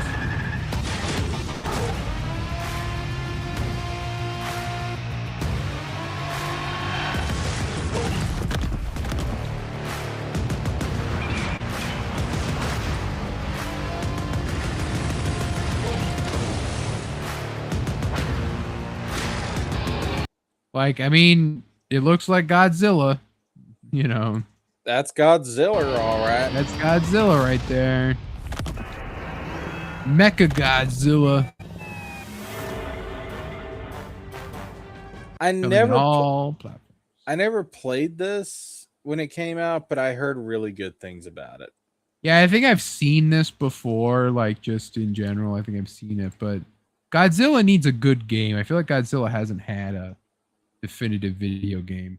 Even this is just like a fighting game, I guess. But for the Atari, because don't forget Atari's still making stuff. Dude, a Godzilla horror game would be kind of fire. Yeah. Did I close the wrong tab? I did. I misclicked and closed the wrong tab. Damn it. Let me pull it up instead. Another person that's choosing to challenge GTA 6 and really, you know, she must win. And that's Barbie Rewind is also coming this November on November 12th. So this is the one that's right a week before. This is literally choosing to stare GTA in the face and not blink. The way you phrase that, like you're fucking Raiden in MK9. She must win. Yeah, it's exactly it. She must win. Launching November 12th on PlayStation 5, Xbox Series X and S, Nintendo Switch, and PC, Barbie Rewind will let players decorate various rooms of Barbie's iconic dream house with more than 250 pieces of furniture, decor, and accessories inspired by real Barbie playsets from across the decades. Plus, Barbie has apparently left you her game collection consisting of 16 classic Barbie games spanning 1991 to 2007. Yo, man, this is going to be a banger right here, dog. Game of the Year, Platinum Edition. I mean, if you were like a big Barbie person, this is probably like, this is the Kingdom Hearts 4 right there. Barbie. Oh, yeah, man, I cannot wait for this shit, dog. This is my Game of the Year right here. That's what this is. I'll tell you what, I'm going to have so much fun playing with Barbie. Take that how you want. And let's get this in here at the buzzer. Another game that was announced right before the Summer Games Fest, actually. Atari just was wanting to just keep things going. They announced another collection. This is the Toy Story collection. Oh, yeah, this has got me excited. Yeah. The retro roundup. To infinity With all the old Toy Story games.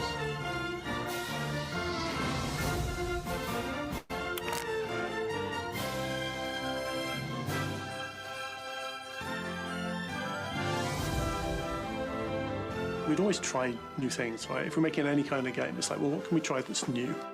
They're a notch above everything we've been seeing up to this point. This is Good old Jim Hanks, who has voiced Woody more than his brother Tom has. Ain't that the truth? Yeah. Thing we've been seeing up to this point. This is different. This is gonna be special. We were trying to just make the best Toy Story game that was ever made. I love when they include like behind the scenes stuff in these collections. Concept art, storyboard, that's cool.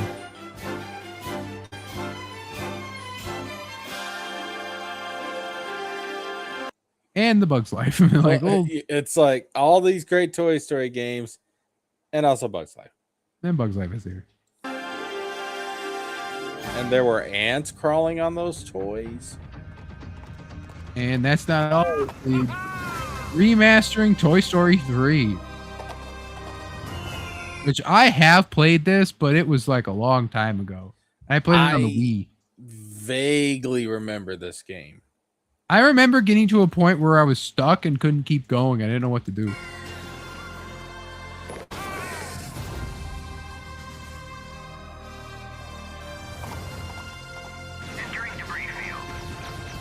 But I mean, I'll probably grab it, but I don't know about right away. But that's what you need to do. More developers need to do this. They need to re-release these kids' games again, so that modern kids can play good video games instead of wasting fucking time on Roblox and Fortnite and tablets. Well, and shit. they also just need to bring back movie tie-in games in general, and they don't have to be AAA games. Just make them AA games. Yeah, just perfectly fine, serviceable little titles. Yeah, we all know it's a cash in, but you know what? Some of those things are real fucking gems. Baki says, how can they include PS1 and PS2 Toy Story, but they can't give us 3D era for Mortal Kombat? Like, well, that's not their decision. Baki. I mean, it's two different companies, but I agree with Roygens here. I agree with the sentiment. I would love a 3D era Mortal Kombat collection. Swan is right. Check out Jessica's channel for no, not Tuesday with Twinks. It's Tuesday night. Damn it, Swan! God, that sounds like a porno. No, Tuesday with Twinks is weird. It's Tuesday night Twinks. Tuesday with Twinks. You're not gonna find that on this platform, buddy. Anyway, I think that's everything for this week. You've hit the rest of the game. Well, we don't have all of the gaming news. We got most of it. But really, I guess the rest of the stuff is fantasy games, like the Lord of the Rings game, the Witcher DLC, and then the Fable stuff. One thing that I was surprised we didn't get, because there's a rumor out there about this, is that there might be so we have the Legacy of the Dark Knight Lego game that came out. Yeah, there is rumors out there they might be doing something similar with Lord of the Rings. Well, yeah, we talked about that last week. So I saw a breakdown of it that did make sense. Is that the next game will most likely be another DC title, because they can't do Lord of the Rings again because of the rights issues, I guess, because the Lord of the Rings rights are just available now for other people to make companies with and not WB anymore. And they can't do Marvel because Disney won't work with them again after I think it was after Superheroes 2 didn't sell enough or something like that. So something like that, but they so we'll see. I really hope it's a Superman game of some kind, but I also kind of want to return to the original formula of the Lego games, if I'm being honest. Like DC Supervillains was like really the last one, but you can hear all about that and more in my review of Lego Batman that I recorded today that will be going up at some point this week, as well as many other clips and clips from this very stream as well. But Jessica, we're not done, or at least I'm not done. Because I mentioned today that there was some weather, right? There was some storms brewing, and as this rain fell and the wind blew, I heard something, Jessica. Okay. What I heard was thunder. You know what that thunder told me, Jessica? Thursday's coming back.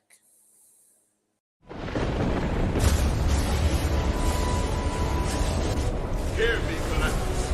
I am Thor the Thunderer, son of Odin, prince of Asgard. But today, above all things, I am an Avenger, and this world is under my protection. Breathe, look, it's Thor! Stay thy hand, villain. I command thee, halt.